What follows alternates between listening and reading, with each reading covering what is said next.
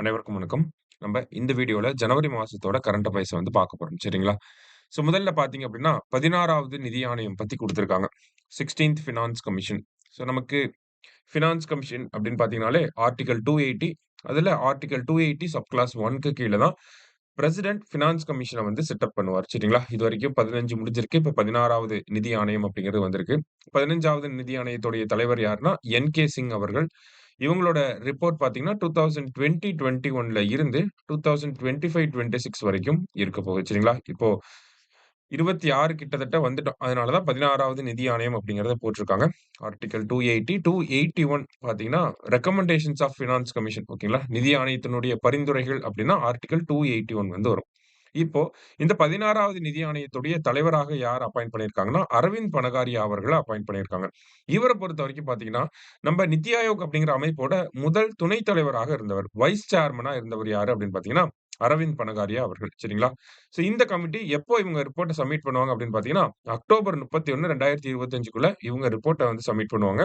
இவங்க ரிப்போர்ட்டோட working period அப்படிங்கிறது பார்த்தீங்கன்னா, 2026ல இருந்து 2031 வரைக்கும் இந்த ரிப்போர்ட்டோட வொர்க்கிங் இவங்களோட ரிப்போர்ட் அமல்ல இருக்கக்கூடிய காலகட்டம் அது. சரியா?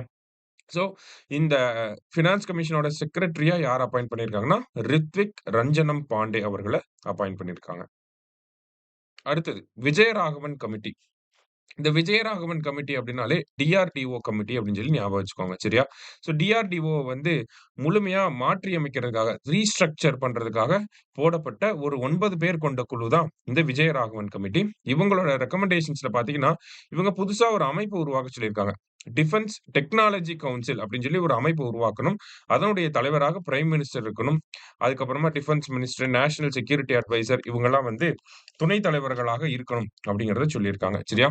அதே மாதிரி இவங்களோட முக்கியமான ரெக்கமெண்டேஷன் என்ன அப்படின்னு பார்த்தீங்கன்னா, டிஆர்டிஓ அப்படிங்கிற இந்த அமைப்பு முழுக்க முழுக்க ரிசர்ச் அண்ட் டெவலப்மென்ட்ட மட்டும் தான் ஃபோக்கஸ் பண்ணி இருக்கணும் அப்படிங்கிறத சொல்லியிருக்காங்க. சரியா? ரிசர்ச் அண்ட் டெவலப்மென்ட் மட்டும் தான் பியூர்லி இவங்களோட வேலையாக இருக்கணும் அப்படிங்கிறத சொல்லியிருக்காங்க. அந்த வகையில பார்த்தீங்கன்னா, டிஆர்டிஓவோட லேப் ஃபெசிலிட்டீஸ் அப்படிங்கிறது கிட்டத்தட்ட ஒரு 40 இடத்துல இருக்கு. ஓகேங்களா? அத கன்சாலிடேட் பண்ணி 10 இடத்துல மட்டும் இருந்தா போதும் அப்படிங்கிற ஒரு ரெக்கமெண்டேஷனையும் இவங்க குடுத்திருக்காங்க. அடுத்ததா பார்த்தீங்கன்னா, ஆதித்யா L1 இந்தியாவோட சூரியனுக்கு அனுப்பப்பட்ட ஒரு சேட்டலைட் தான் ஒரு விண்கலம் தான் ஆதித்யா L1 அப்படிங்கிறது. சரிங்களா? எப்ப லான்ச் பண்ணியிருப்பாங்கன்னா, செப்டம்பர் 2, 2023ல லான்ச் பண்ணியிருப்பாங்க. L1 அப்படிங்கிறது லாக்ரேஞ்சியன் பாயிண்ட் அப்படின்னு சொல்லி சொல்லுவோம். ஓகேங்களா? 1.5 மில்லியன் கிலோமீட்டர்ஸ் சன்ல இருந்து பார்த்தீங்கன்னா, 1.5 மில்லியன் கிலோமீட்டர்ஸ்க்கு இருக்கு. சோ இந்த ஆதித்யா L1 கிட்டத்தட்ட பார்த்தீங்கன்னா, 10 பேலோட் இதுல இருக்கும். ஓகேங்களா? எக்ஸாம்பிள்க்கு சூட்ன்னு ஒரு பேலோடு, வெல்க் அப்படிங்கிற பேலோட் இருக்கும். சோலெக்ஸ் அப்படிங்கிற பேலோட் இருக்கும். இந்த மாரி நெறைய பேலோட்ஸ்லாம் இருக்கு. இந்த ஆதித்யா L1 செப்டம்பர் 2ல லான்ச் பண்ணியிருப்பாங்க. இது எப்போ லாக்ரேஞ்சியன் 1 பாயிண்ட்க்கு போயிருக்கும் அப்படின்னா, ஜனவரி 6, 2024ல L1 பாயிண்ட்க்கு போயிருக்கும். சரிங்களா? இந்த டேட்ட நல்லா ஞாபகம் வச்சுக்கோங்க. கேட்டாலும் கேட்கலாம். அடுத்தது பிஎஸ்எல்வி C58 அப்படின்னு சொல்லி குடுத்திருக்காங்க. பிஎஸ்எல்வி C58 இதுதான் பார்த்தீங்கன்னா, போன வருஷத்தோட ஃபர்ஸ்ட் லான்ச்சா இருந்துச்சு. இது கூட நமக்கு குரூப் 2A மெயின்ஸ்ல கூட கேட்டிருந்தாங்க. எக்ஸ்போசாட் அப்படிங்கிற சேட்டலைட்ட எடுத்துட்டு போயிருக்கும். அதாவது பார்த்தீங்கன்னா, 2 சேட்டலைட்ஸ் இருந்திருக்கும். ஓகேவா? அந்த மிஷன் பேர் எக்ஸ்போசாட். ஓகேவா? ஸோ இதுல என்ன பேலோட்ஸ்லாம் இருந்திருக்கும் அப்படின்னு பார்த்தீங்கன்னா, எக்ஸ்பெக்ட் அண்ட் போலிக்ஸ் அப்படின்னு சொல்லக்கூடிய 2 பேலோட் இதுல இருந்திருக்கும். பிஎஸ்எல்வி C58ல இப்ப பிஎஸ்எல்வி C60 வரைக்கும் போயிருச்சு. சரியா? அடுத்தது கார்பன் டாக்ஸ்.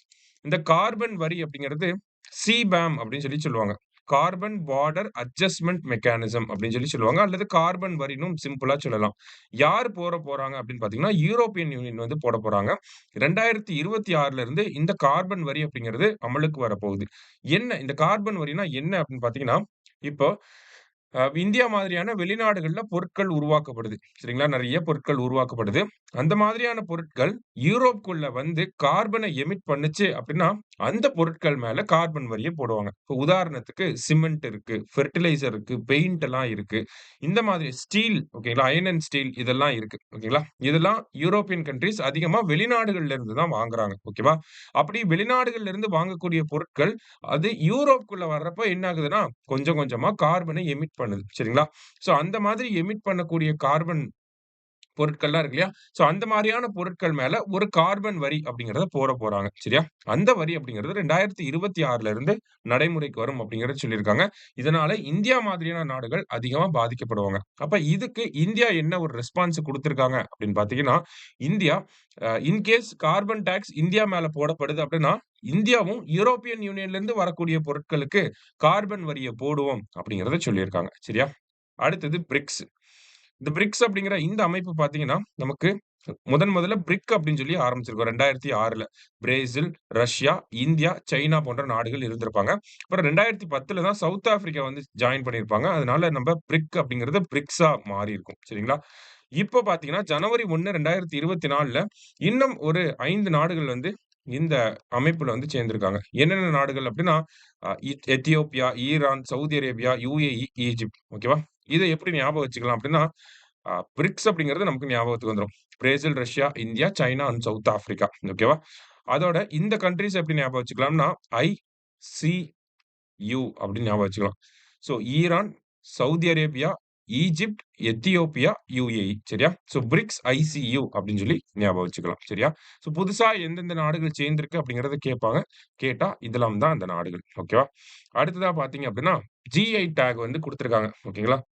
ஒடிசாவோட நெறைய பொருட்களுக்கு வந்து பார்த்தீங்கன்னா, GI டேக் அப்படிங்கிறது குடுக்கப்பட்டிருக்கு. எக்ஸாம்பிள்க்கு லான்சியா சௌரா பெயிண்டிங் அப்படிங்கிறதுக்கு, அடுத்தது அவங்களோட பாம் ஜாகரி அப்படிங்கிற இந்த உணவுக்கு, அதே மாரி சிம்லி மில்க் சட்னி அப்படிங்கிற இந்த பொருட்கு, ஆ கலர் ஜீரா ரைஸ் அப்படிங்கிற இந்த பொருட்கள் எல்லாத்துக்குமே GI டேக் அப்படிங்கிறது வழங்கப்பட்டிருக்கு. GI டேக்க பொறுத்தவரைக்கும் லேட்டஸ்ட் டேட்டாவ பார்த்தீங்கன்னா, அதிகமா உத்தரப்பிரதேஷ்க்கு தான் GI டேக் அதிகமான பொருட்களுக்கு வழங்கப்பட்டிருக்கு. கிட்டத்தட்ட 79. தமிழ்நாட பொறுத்தவரைக்கும் பார்த்தீங்கன்னா, 69 பொருட்களுக்கு வழங்கப்பட்டிருக்கு. தமிழ்நாட்டிலேயே அதிகமா தஞ்சை மாவட்டத்துக்கு ஓகேங்களா? தஞ்சாவூருக்கு பார்த்தீங்கன்னா, 11 பொருட்களுக்கு வந்து GI டேக் வழங்கப்பட்டிருக்கு. சரியா? அடுத்தது குளோபல் இன்வெஸ்டார்ஸ் மீட்.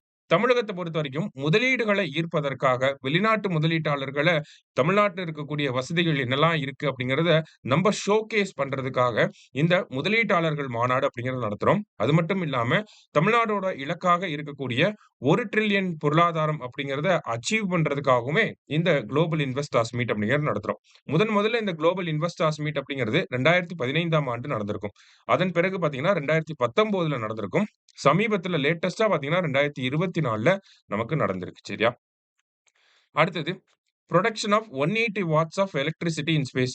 அதாவது PSLV C58 வந்து என்ன பண்ணியிருக்காங்கன்னா, ஒரு 180 வாட் எலக்ட்ரிசிட்டிய வந்து விண்வெளியில தயாரிச்சிருக்காங்க.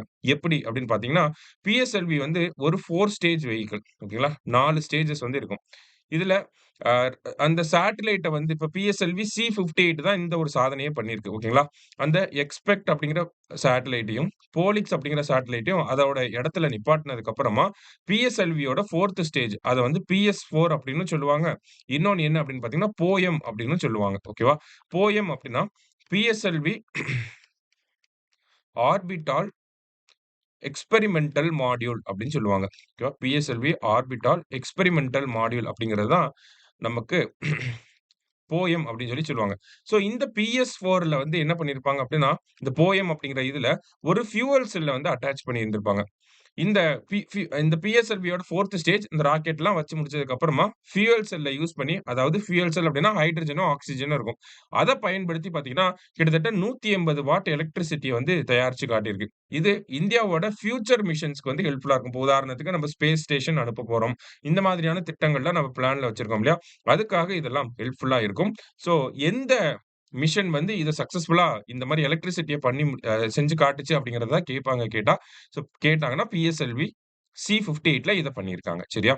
அடுத்ததா பார்த்தீங்க அப்படின்னா, அம்ரித் தரோகர் திட்டம். இந்த அம்ரித் தரோகர் அப்படிங்கிறது வெட்லேண்ட் கன்சர்வேஷன் ஈரநில பாதுகாப்பு. ஓகேங்களா?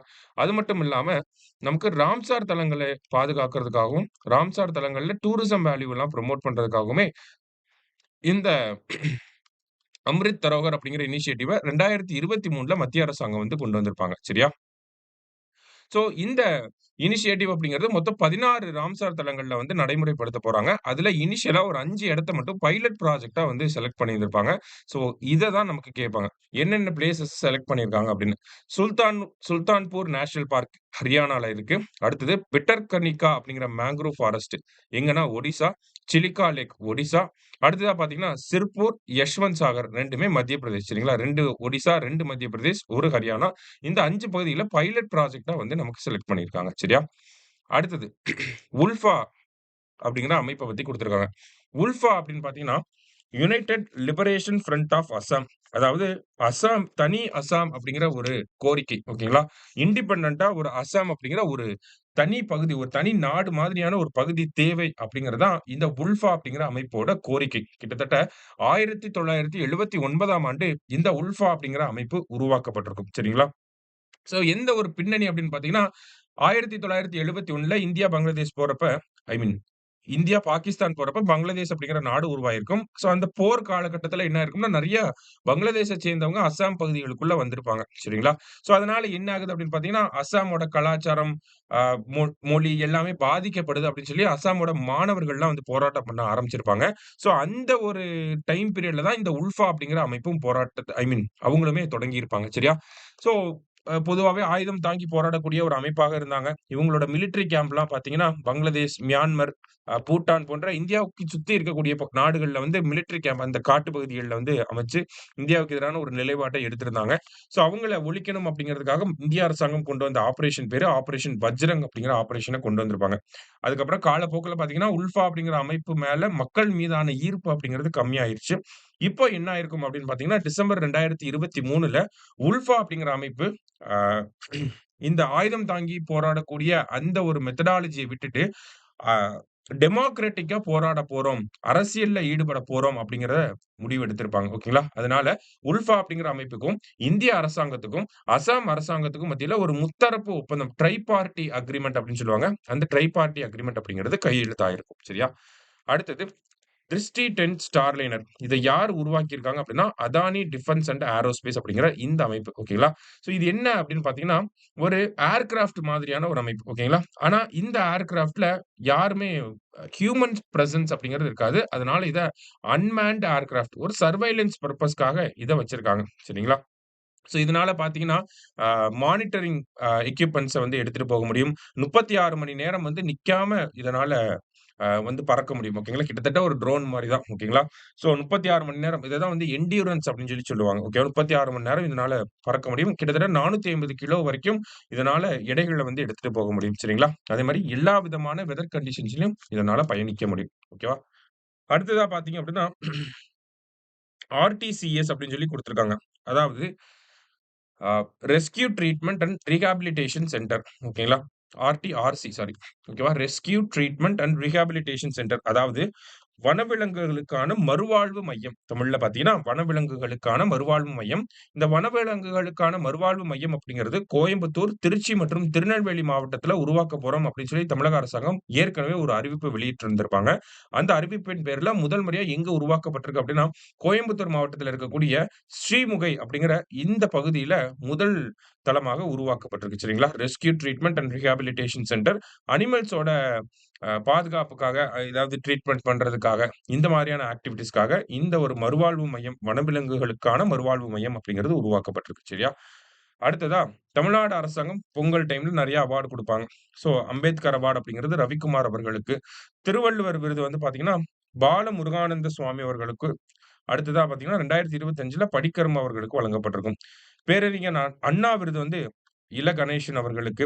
அடுத்தது மகாகவி பாரதியார் விருது வந்து கபிலன் அவர்களுக்கு, பெரியார் விருது விடுதலை ராஜேந்திரன் அவர்களுக்கு, பாவேந்தர் பாரதிதாசன் விருது பொன் செல்வன் அவர்களுக்கு, தமிழ் தென்றல் திருவிக விருது வந்து பார்த்தீங்கன்னா, ரவீந்திரநாத் அவர்களுக்கு வழங்கப்பட்டிருக்கும். சரிங்களா? வேற என்ன விருதுகள் இருக்குன்னா, முத்தமிழ் காவலர் கி.ஆ.பெ. விஸ்வநாதம் விருது வந்து பார்த்தீங்கன்னா, புதிய விற்பன் அவர்களுக்கு வழங்கப்பட்டிருக்கு.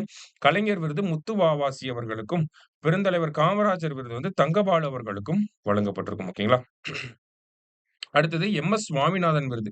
எம்.எஸ். சுவாமிநாதன் விருத பொறுத்தவரைக்கும் பார்த்தீங்கன்னா, நமக்கு 2004ல இருந்து இந்த விருத குடுத்துட்டு இருக்காங்க. இந்த வருஷம் வந்து பி.ஆர். கம்போஜ் அப்படிங்கிற சௌத்ரி சரண் சிங் ஹரியானால இருக்கக்கூடிய சௌத்ரி சரண் சிங் அக்ரிகல்ச்சர் யுனிவர்சிட்டியோட வைஸ் சான்சலருக்கு வந்து வழங்கப்பட்டிருக்கு. கம்போஜ் அவர்களுக்கு. ஓகேவா? அடுத்தது நேஷனல் ஸ்போர்ட்ஸ் அவார்ட்ஸ் 2023க்கானது. இதுல வந்து பாத்தீங்கன்னா, நமக்கு மேஜர் தியான்சந்த் கேல் ரத்னா விருது அப்படிங்கிறது சாத்விக் அண்ட் சிராக் பேட்மிண்டன் சேர்ந்த இவங்க 2 பேத்துக்கும் வழங்கப்பட்டிருக்கும். தமிழ்நாட்டில இருந்து பாத்தீங்கன்னா, வைஷாலி அவர்களுக்கு செஸ்ஸ சேர்ந்த வைஷாலி அவர்களுக்கு அர்ஜுனா விருது வழங்கப்பட்டிருக்கும். சரிங்களா? ஸோ முக்கியமான விருதுகள் இது 2ம். மத்ததெல்லாம் சும்மா ஜஸ்ட் என்னன்றத ரீட் பண்ணி பாருங்க போதும். சரியா? இதுல Dhyan Chand award for lifetime achievement அப்படிங்கிறது கவிதா செல்வராஜ் தமிழகத்தைச் சேர்ந்த கவிதா செல்வராஜ் அவர்களுக்கு வழங்கப்பட்டிருக்கும். எதுக்காக அப்படின்னா கபடிக்கு. அதே மாரி துரோணாச்சாரியா அவார்ட் அப்படிங்கிறது பார்த்தீங்கன்னா, ஆம் அந்த பயிற்சியாளர்கள் கோச்சஸ்க்கு வந்து வழங்கப்படும். அது தமிழ்நாட்டைச் சேர்ந்த பாஸ்கரன் கபடி விளையாட்டுக்காக பாஸ்கரன் அவர்களுக்கு வந்து வழங்கப்பட்டிருக்கும். சரிங்களா? ரைட். அடுத்ததா பார்த்தீங்க அப்படின்னா, ஸ்வச் சர்வேக்ஷான் விருதுகள். அதாவது இந்தியாவுல எதெல்லாம் கிளீனஸ்ட் சிட்டி அப்படிங்கிறத தரவரிசை அடிப்படையில வெளியிடக்கூடிய ஒரு அவார்டு தான் இந்த ஸ்வச் சர்வேக்ஷான் அப்படிங்கிற இந்த விருதுகள். சரிங்களா? ஸோ ஸ்வச் சர்வேக்ஷான் அவார்ட பொறுத்தவரைக்கும் பார்த்தீங்கன்னா, எப்பயுமே இந்தூர் தான் வந்து இதுவரைக்குமே 1 பிளேஸா இருந்தாங்க. இந்தோர் வந்து பார்த்தீங்கன்னா, இந்தியாவோட 7 ஸ்டார் சிட்டி அப்படின்னு சொல்லுவாங்க. ஓகேவா? அவ்வளவு சுத்தமா இருக்கக்கூடிய ஒரு சிட்டி. ஆனா இந்த வருஷம் பார்த்தீங்கன்னா, 2 சிட்டி வந்து 1 ரேங்க் வந்து வந்திருக்கும். ஒண்ணு சூரத், இன்னொன்னு வந்து இந்தோர். சரிங்களா? அடுத்ததா கிளீனஸ்ட் கங்கா டவுன். ஓகேங்களா? கங்கை நதி ஓடக்கூடிய நகரங்கள்ல கிளீனான நகரம் அப்படின்னு பார்த்தீங்கன்னா, நம்ப வாரணாசி. சரிங்களா? அதே மாரி பெஸ்ட் ஸ்டேட் அப்படின்னு பார்த்தீங்கன்னா, மகாராஷ்டிரா. இதுல தமிழ்நாட பொறுத்தவரைக்கும் சென்னை வந்து 199வது இடத்துல வந்து இருக்கு. சென்னை ஓடிஎஃப் பிளஸ் பிளஸ் அப்படிங்கிற ஸ்டேட்டஸ அச்சீவ் பண்ணிருச்சு அப்படின்னு சொல்லியிருக்காங்க. சரியா? அடுத்தது பத்ம விருதுகள பத்தி குடுத்திருக்காங்க. அதாவது 2024ல பத்ம விருதுகள் அறிவிக்கப்பட்டப்ப, எத்தன பேருக்கு அறிவிக்கப்பட்டிருக்கும் அப்படின்னு பார்த்தீங்கன்னா, கிட்டத்தட்ட 132 பேருக்கு வந்து இந்த பத்ம விருதுகள் அப்படிங்கிறது அறிவிக்கப்பட்டிருக்கும். சரிங்களா? 132 பேருக்கு. இதுல 5 பேருக்கு பார்த்தீங்கன்னா, பத்ம விபூஷன். சரிங்களா? பத்ம விபூஷன் அப்படிங்கிறது 5 பேருக்கு. 17 பேருக்கு பார்த்தீங்கன்னா, பத்ம பூஷன் விருதுகள் வழங்கப்பட்டிருக்கும். 110 பேருக்கு பார்த்தீங்கன்னா பத்மஸ்ரீ விருதுகள் அப்படிங்கிறது வழங்கப்பட்டிருக்கும். சரிங்களா? இது மொத்தம் கவுண்ட் வந்து 132. இதுல தமிழகத்தைச் சேர்ந்தவங்க யாரெல்லாம் அப்படின்னு பார்த்தீங்கன்னா, பத்ம விபூஷன்ல வைஜெயந்தி மாலா பாலி அவர்களுக்கும், பத்மா சுப்பிரமணியம் அவர்களுக்கும் 2 பேருமே கலைத்துறையைச் சேர்ந்தவங்க. சரிங்களா? அடுத்தது பத்ம பூஷன் மறைந்த விஜயகாந்த் அவர்களுக்கு வழங்கப்பட்டிருக்கும். இவருமே நடிகர். ஓகேங்களா? அடுத்தது பத்மஸ்ரீ விருதுகள் அப்படின்னு பார்த்தீங்கன்னா, பத்ரப்பன் இவரு வந்து கலைத்துறையைச் சேர்ந்தவர். அடுத்தது ஜோஸ்னா சின்னப்பா ஸ்போர்ட்ஸ் ரிலேட்டடா, ஜோடி குரூஸ் அப்படிங்கிறவர் எஜுகேஷன் ரிலேட்டடா, நாச்சியார் அவர்கள் மெடிசின், அடுத்தது நாகஸ்வரம் ஆர்டிஸ்ட் சேசம்பட்டி சிவலிங்கம் அவர்களுக்கும் இந்த விருது வழங்கப்பட்டிருக்கும். சரிங்களா? நெக்ஸ்ட் பாருங்க. டி2எம் டெக்னாலஜி அப்படின்னு குடுத்திருக்காங்க. டி2எம் அப்படின்னா டைரக்ட் டூ மொபைல். ஓகேங்களா? இப்போ நம்ப சிம் கார்ட் இருந்தா தான், அந்த சிம் கார்ட பயன்படுத்தி நெட் கனெக்டிவிட்டியோட 5Gயோ, 4Gயோ அத பேஸ் பண்ணி நம்ம என்ன பண்றோம்? வீடியோஸ் பார்க்குறோம், ரீல்ஸ் பார்க்குறோம். இது எல்லாமே பண்றோம். ஓகேங்களா? ஆனா இந்த டைரக்ட் டூ மொபைல் அப்படிங்கிற இந்த டெக்னாலஜிய பொறுத்தவரைக்கும் பார்த்தீங்கன்னா, சிம் கார்ட் இல்லாம telecommunication and then air waves use பண்ணி டைரக்ட்டா நமக்கு வீடியோஸ், ஆடியோஸ் இதெல்லாம் ஆ அனுப்புறது. அந்த டிரான்ஸ்மிட் பண்றதுக்கான ஒரு டெக்னாலஜி தான். ஓகேங்களா? Direct to mobile. ஓகேங்களா? எந்த ஒரு நெட் கனெக்டிவும் இல்லாம டைரக்ட்டா மொபைலுக்கே அனுப்புற மாதிரியான ஒரு விஷயம் இது. சரியா? சிம் கார்டும் இல்லாம, இன்டர்நெட்டும் இல்லாம, வீடியோஸ், ஆடியோஸ் எல்லாத்தையும் பரிமாற்றம் செய்யக்கூடிய ஒரு தொழில்நுட்பம் தான் இந்த டி2எம் அப்படிங்கிற டெக்னாலஜி. சரியா? ஸோ இத யாரு டெவலப் பண்ணிக்கிட்டு இருக்காங்க அப்படின்னா, சாங்கியா லேப்ஸ் அப்படின்னு சொல்லக்கூடிய ஒரு தனியார் நிறுவனமும், ஐஐடி கான்பூரும் சேர்ந்து இந்த ஒரு விஷயத்த பண்ணிக்கிட்டு இருக்காங்க. சரியா? ஸோ அ அதுதான் அந்த டி2எம் டெக்னாலஜி அப்படிங்கிறது. பெட்ரோ கேப்பிட்டல் ஆஃப் இந்தியா அப்படிங்கிறது குஜராத்த சொல்லுவாங்க. சரியா? ஏன் அப்படின்னு பார்த்தீங்கன்னா, அங்க ஆயில் ரிஃபைனரீஸ் 2 பெரிய ஆயில் ரிஃபைனரீஸ் அங்க தான் இருக்கு. ஒண்ணு ரிலையன்ஸோட ஜாம்நகர் ரிஃபைனரி. இதுதான் உலகத்திலேயே பெருசு அப்படின்னு கேட்டீங்கன்னா, இந்த ஜாம்நகர் ரிஃபைனரி தான். அது மட்டும் இல்லாம ஓஎன்ஜிசியோட ரிஃபைனரியும் ஒண்ணு இருக்கு. சரியா? அதனால தான் என்ன சொல்றாங்க? குஜராத்த பெட்ரோ கேப்பிட்டல் ஆஃப் இந்தியா அப்படின்னு சொல்றாங்க. அடுத்தது குளோபல் மிலிட்டரி பவர் ரேங்கிங்ஸ் அப்படின்னு குடுத்திருக்காங்க. ஸோ குளோபல் மிலிட்டரி அதாவது அதிகமா இந்த ராணுவ தளவாடங்கள் அதிகமா யார் வச்சிருக்காங்க அப்படிங்கிற இந்த ரேங்கிங்ஸ். இதுல யுஎஸ்ஏ 1, ரஷ்யா 2, சைனா 3, இந்தியா 4. ஓகேங்களா? இதுல இந்த மிலிட்டரி அந்த மாதிரி கேட்டாங்கனாலே இந்தியா 4த் ரேங்க் தான் எப்பயுமே. சரிங்களா? இதுவரைக்கும் கடந்த 2, 3 வருஷங்களாவே இந்தியா 4வது இடத்துல தான் இருக்கு. ஸோ இன் கேஸ் மறந்துருச்சுனாலுமே 4 அப்படிங்கிறத ஞாபகம் வச்சுக்கோங்க. சரியா? அடுத்தது இந்தியாவோட first dark sky park. Dark sky பார்க்னா என்ன அப்படின்னு பார்த்தீங்கன்னா, ஆர்டிபிஷியல் லைட் இன்டர்ஃபெரன்ஸ் இருக்கக்கூடாது. சரிங்களா? ஓகேங்களா? இப்ப ஆர்டிபிஷியல் லைட்னா என்ன? நமக்கு வந்து அ தெருவிளக்குகள்ல இருந்து வர்றத ஆர்டிபிஷியல் லைட்ன்னு சொல்லலாம். வண்டியில இருந்து வர்றத ஆர்டிபிஷியல் லைட் அப்படின்னு சொல்லலாம். இந்த மாதிரி ஆர்டிபிஷியல் லைட்டோட இன்டர்ஃபரன்ஸ் இடையூறே இல்லாம இருக்கக்கூடிய ஒரு பகுதிய டார்க் ஸ்கை அப்படின்னு சொல்லுவோம். அந்த மாரி இருக்கக்கூடிய ஒரு பென்ச் டைகர் ரிசர்வ என்ன சொல்லியிருக்காங்கன்னா, டார்க் ஸ்கை பார்க் அப்படின்னு சொல்லியிருக்காங்க. இந்தியாவோட முதல் டார்க் ஸ்கை பார்க் எங்க வந்திருக்கு அப்படின்னா, மகாராஷ்டிரால இருக்கக்கூடிய பென்ச் டைகர் ரிசர்வ்ல வந்திருக்கு. ஓகேங்களா? அதே மாரி டார்க் ஸ்கை ரிசர்வ் அப்படின்னு சொல்லி ஒண்ணு இருக்கு. ஓகேங்களா? இது எங்க இருக்கு அப்படின்னு பார்த்தீங்கன்னா, ஹான்லே அப்படிங்கிற பகுதி லடாக்ல வந்து இருக்கு. சரிங்களா? டார்க் ஸ்கை ரிசர்வ் அப்படின்னு பார்த்தீங்கன்னா, நமக்கு லடாக்ல இருக்கு. டார்க் ஸ்கை பார்க் அப்படின்னு கேட்டாங்கன்னா, நமக்கு மகாராஷ்டிரால வந்து இருக்கு. சரியா? அடுத்தது BIMSTEC. Bay of Bengal initiative for multi sectoral economic cooperation அப்படின்னு சொல்லுவோம். பிம்ஸ்டெக். அதாவது பேங்காக் டிக்ளரேஷன் மூலியமா நமக்கு 1997ல இந்த அமைப்பு உருவாக்கப்பட்டிருக்கும். ஓகேங்களா? ஈஸியா மெம்பர் கண்ட்ரீஸ ஞாபகம் வச்சுக்கலாம். இந்தியா இருக்கா? இந்தியாவ சுத்தி இருக்கக்கூடிய நாடுகள். நேபாள், பூட்டான், பங்களாதேஷ். சரியா? பங்களாதேஷ்க்கு ரைட்ல இருக்கக்கூடிய மியான்மர், மியான்மருக்கு ரைட்ல இருக்கக்கூடிய தாய்லாந்து. அடுத்தது இந்தியாவுக்கு ரைட்ல இருக்கக்கூடிய ஸ்ரீலங்கா. இவங்கலாம் தான் மெம்பர் கண்ட்ரீஸ். 1, 2, 3, 4, 5, 6, 7 கண்ட்ரீஸ் வந்து இருப்பாங்க. சரியா? ஸோ இவங்கலாம் தான் மெம்பர் கண்ட்ரீஸ் பிம்ஸ்டெக்க பொறுத்தவரைக்கும். சரியா? இதனுடைய தலைமையகம் எங்க இருக்கு அப்படின்னு பார்த்தீங்கன்னா, டாக்கால இருக்கு. எதனால இத பிம்ஸ்டெக் இப்ப நம்ம பார்க்கிறோம் அப்படின்னா, பிம்ஸ்டெக்கோட ஜெனரல் செக்ரட்டரியா ஓகேங்களா, பொதுச் செயலாளரா முதல்ல ஒரு இந்தியர வந்து அப்பாயிண்ட் பண்ணியிருக்காங்க. சரியா? அவரோட பேர் என்ன அப்படின்னு பார்த்தீங்கன்னா, இந்திராமணி பாண்டே அப்படிங்கிறது தான் அவரோட பேர். ஓகேங்களா? ஸோ பிம்ஸ்டெக்கோட ஜெனரல் செக்ரட்டரியா யார் அப்பாயிண்ட் பண்ணியிருக்காங்க அப்படின்னு பார்த்தீங்கன்னா, இந்திராமணி பாண்டே அப்படிங்கிறவர அப்பாயிண்ட் பண்ணியிருக்காங்க. ஓகேவா? அடுத்தது நமக்கு ஸ்டெப்ஸ் சர்வே அப்படின்னு சொல்லி குடுத்திருக்காங்க.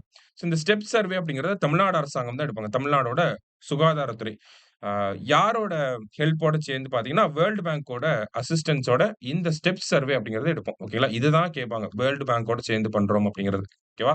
இப்ப இந்த ஸ்டெப்ஸ் சர்வேனா என்ன அப்படின்னு பார்த்தீங்கன்னா, தமிழ்நாட்டுல இந்த நான் கம்யூனிகபிள் டிசீசஸ் அப்படிங்கிறது அதிகமா இருக்கு. ஓகேங்களா? தமிழ்நாடு கூட பார்த்தீங்கன்னா, சமீபத்தில எபிடெமாலாஜிக்கல் டிரான்சிஷன ஃபேஸ் பண்ணிக்கிட்டு இருக்கோம் அப்படிங்கிறத நம்மளோட அ எக்கனாமிக் சர்வேல சொல்லியிருப்பாங்க. ஓகேவா? எபிடெமாலாஜிக்கல் டிரான்சிஷன் அப்டின்னா, நம்ம கம்யூனிகபிள் டிசீஸ் னால அஃபெக்ட் ஆகுறத தாண்டி, இப்ப நான் கம்யூனிகபிள் டிசீசஸ்னால அதிகமா அஃபெக்ட் ஆகுறோம் அப்படிங்கிறது தான், இந்த எபிடெமாலாஜிக்கல் டிரான்சிஷன் அப்படின்னு சொல்லுவோம். ஸோ இந்த ஸ்டெப் சர்வே வந்து என்ன பண்ணும்னா, வேர்ல்ட் பேங்கோட அசிஸ்டன்ஸோட தமிழ்நாட்டுல இந்த நான் கம்யூனிகபிள் டிசீசஸ் எதனால வருது? அந்த ரிஸ்க் ஃபேக்டர்ஸ வந்து அனலைஸ் பண்ணுவாங்க. சரியா? எதனால இந்த நான் கம்யூனிகபிள் டிசீசஸ் வருது? என்ன மாதிரியான ரிஸ்க் ஃபேக்டர்ஸ்லாம் இருக்கு அப்படிங்கிறத டேட்டா கலெக்ட் பண்ணி, அத அனலைஸ் பண்ணி, அத பேஸ் பண்ணி ஒரு சர்வேவ வெளியிடுவாங்க. சரியா? அதுதான் இந்த ஸ்டெப் சர்வே அப்படிங்கிறது. சரியா? அடுத்தது world's tallest statue of Ambedkar அப்படின்னு சொல்லி குடுத்திருக்காங்க. எங்க இருக்கு அப்படின்னு பார்த்தீங்கன்னா, ஆந்திர பிரதேசோட விஜயவாடால வந்து ஓப்பன் பண்ணியிருப்பாங்க. கிட்டத்தட்ட 206 அடி உயரம். சரிங்களா? இந்த ஸ்டாச்சுக்கு ஸ்டாச்சு ஆஃப் சோசியல் ஜஸ்டிஸ் அப்படின்னு சொல்லி பேரு வச்சிருக்காங்க. ஓகேவா? அடுத்தது Pothigai television renamed as DD Tamil. Pothigai channel நம்ம பார்த்திருப்போம் சின்ன வயசுல. இந்த பொதிகை அப்படிங்கிற இந்த சேனலுக்கு வந்து பார்த்தீங்கன்னா, டிடி தமிழ் அப்படின்னு சொல்லி பேரு வச்சிருக்காங்க. கிட்டத்தட்ட 1975ல ஃபர்ஸ்ட் வந்திருக்கும். அத பொதிகை அப்படின்னு சொல்லுவோம். இப்ப வந்து பார்த்தீங்கன்னா, அதுக்கு டிடி தமிழ் அப்படின்னு சொல்லி பேர் மாத்திட்டாங்க. சரியா? அடுத்தது சைபர் ஸ்வச்தா கேந்திரா. இந்த சைபர் ஸ்வச்தா கேந்திரா அப்படிங்கிறது மத்திய அரசாங்கம் வந்து லான்ச் பண்ணியிருக்கக்கூடிய ஒரு வெப்சைட். சரிங்களா? இன்டர்நெட் செக்யூரிட்டிக்காக லான்ச் பண்ணியிருக்காங்க. இதுதான் கீ பாயிண்ட். சரிங்களா? எதுக்காக அப்டின்னா, இணையதள பாதுகாப்புக்காக இந்த சைபர் ஸ்வச்தா கேந்திரா அப்படிங்கிறத கொண்டு வந்திருக்காங்க. இது வந்து டிஜிட்டல் இந்தியாவோட ஒரு பார்ட்டாவும் இருக்கு. நேஷனல் சைபர் செக்யூரிட்டி பாலிசி 2013ல வந்திருக்கும். சரிங்களா? இதுவும் முக்கியம். தமிழ்நாடோட சைபர் செக்யூரிட்டி பாலிசி 2020ல வந்திருக்கும். அதுக்கப்புறமா 2024ல சைபர் செக்யூரிட்டி பாலிசி 2.0 அப்படிங்கிறது 2024ல வந்திருக்கும். சரியா? ஸோ இங்க நியூஸ்க்குள்ள வந்தோம் அப்டின்னா, நேஷனல் சைபர் செக்யூரிட்டி பாலிசி 2013க்கு கீழ இந்த சைபர் ஸ்வச்தா கேந்திரா அப்படிங்கிறதும் வருது. சரிங்களா? இத மேனேஜ் பண்ணக்கூடிய அமைப்பா யார் இருப்பாங்க அப்டின்னா, செர்டீன் அப்படிங்கிற இந்த அமைப்பு இருக்காங்க. செர்டீன் அப்டின்னா, computer emergency response team India அப்படின்னு சொல்லுவாங்க. சரியா? அடுத்தது வேர்ல்ட் தமிழ் எக்கனாமிக் கான்ஃபரன்ஸ் 10வது தமிழர்களுக்கான இந்த பொருளாதார மாநாடு அப்படிங்கிறது எங்க நடந்திருக்கும் அப்படின்னா, சென்னையில வந்து நடந்திருக்கும். சரியா?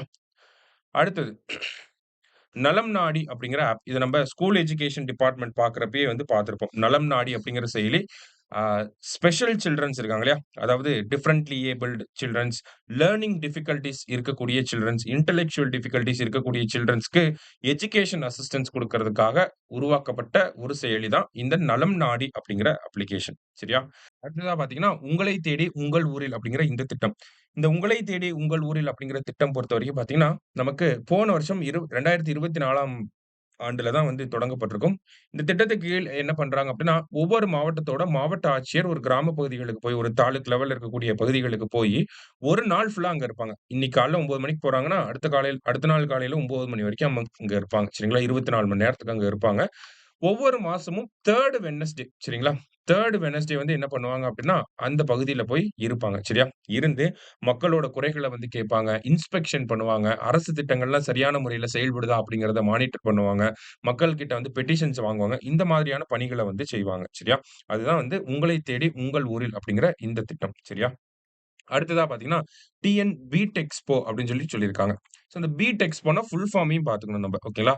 Build entrepreneurs in Adi Dravidar and tribal. ஓகேங்களா? அதுதான் இந்த பீட் அப்படிங்கிறதுக்கான full form. Build entrepreneurs in Adi Dravidar and tribal. ஓகேங்களா?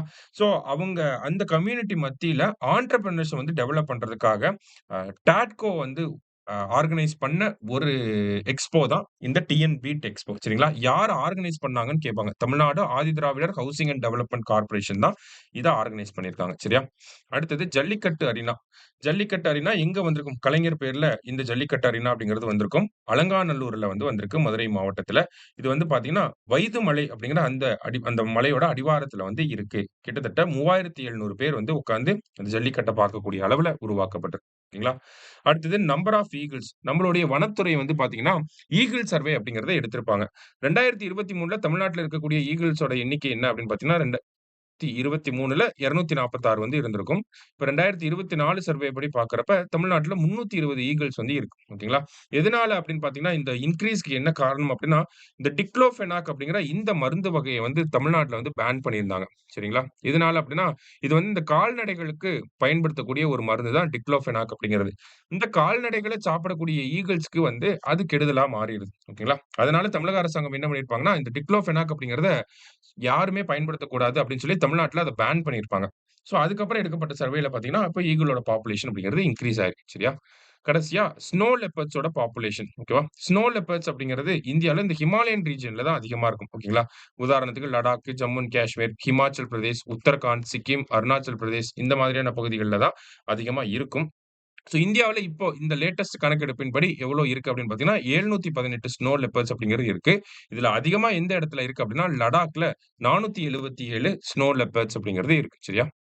அடுத்ததா இம்பார்ட்டன்ட் டேஸ் அண்ட் தீம்ஸ் அப்படிங்கிறத குடுத்திருக்காங்க. ஸோ இதையும் ஒரு தடவ ரீட் பண்ணிருங்க. சரியா? பிப்ரவரி மந்தோட கரண்ட் அஃபேர்ஸ் வந்து பார்க்க போறோம். சரிங்களா? ஸோ முதல்ல எடுத்தோனே பார்த்தீங்கன்னா, ராம்சார் ரெகக்னிஷன் அப்படின்னு சொல்லி குடுத்திருக்காங்க.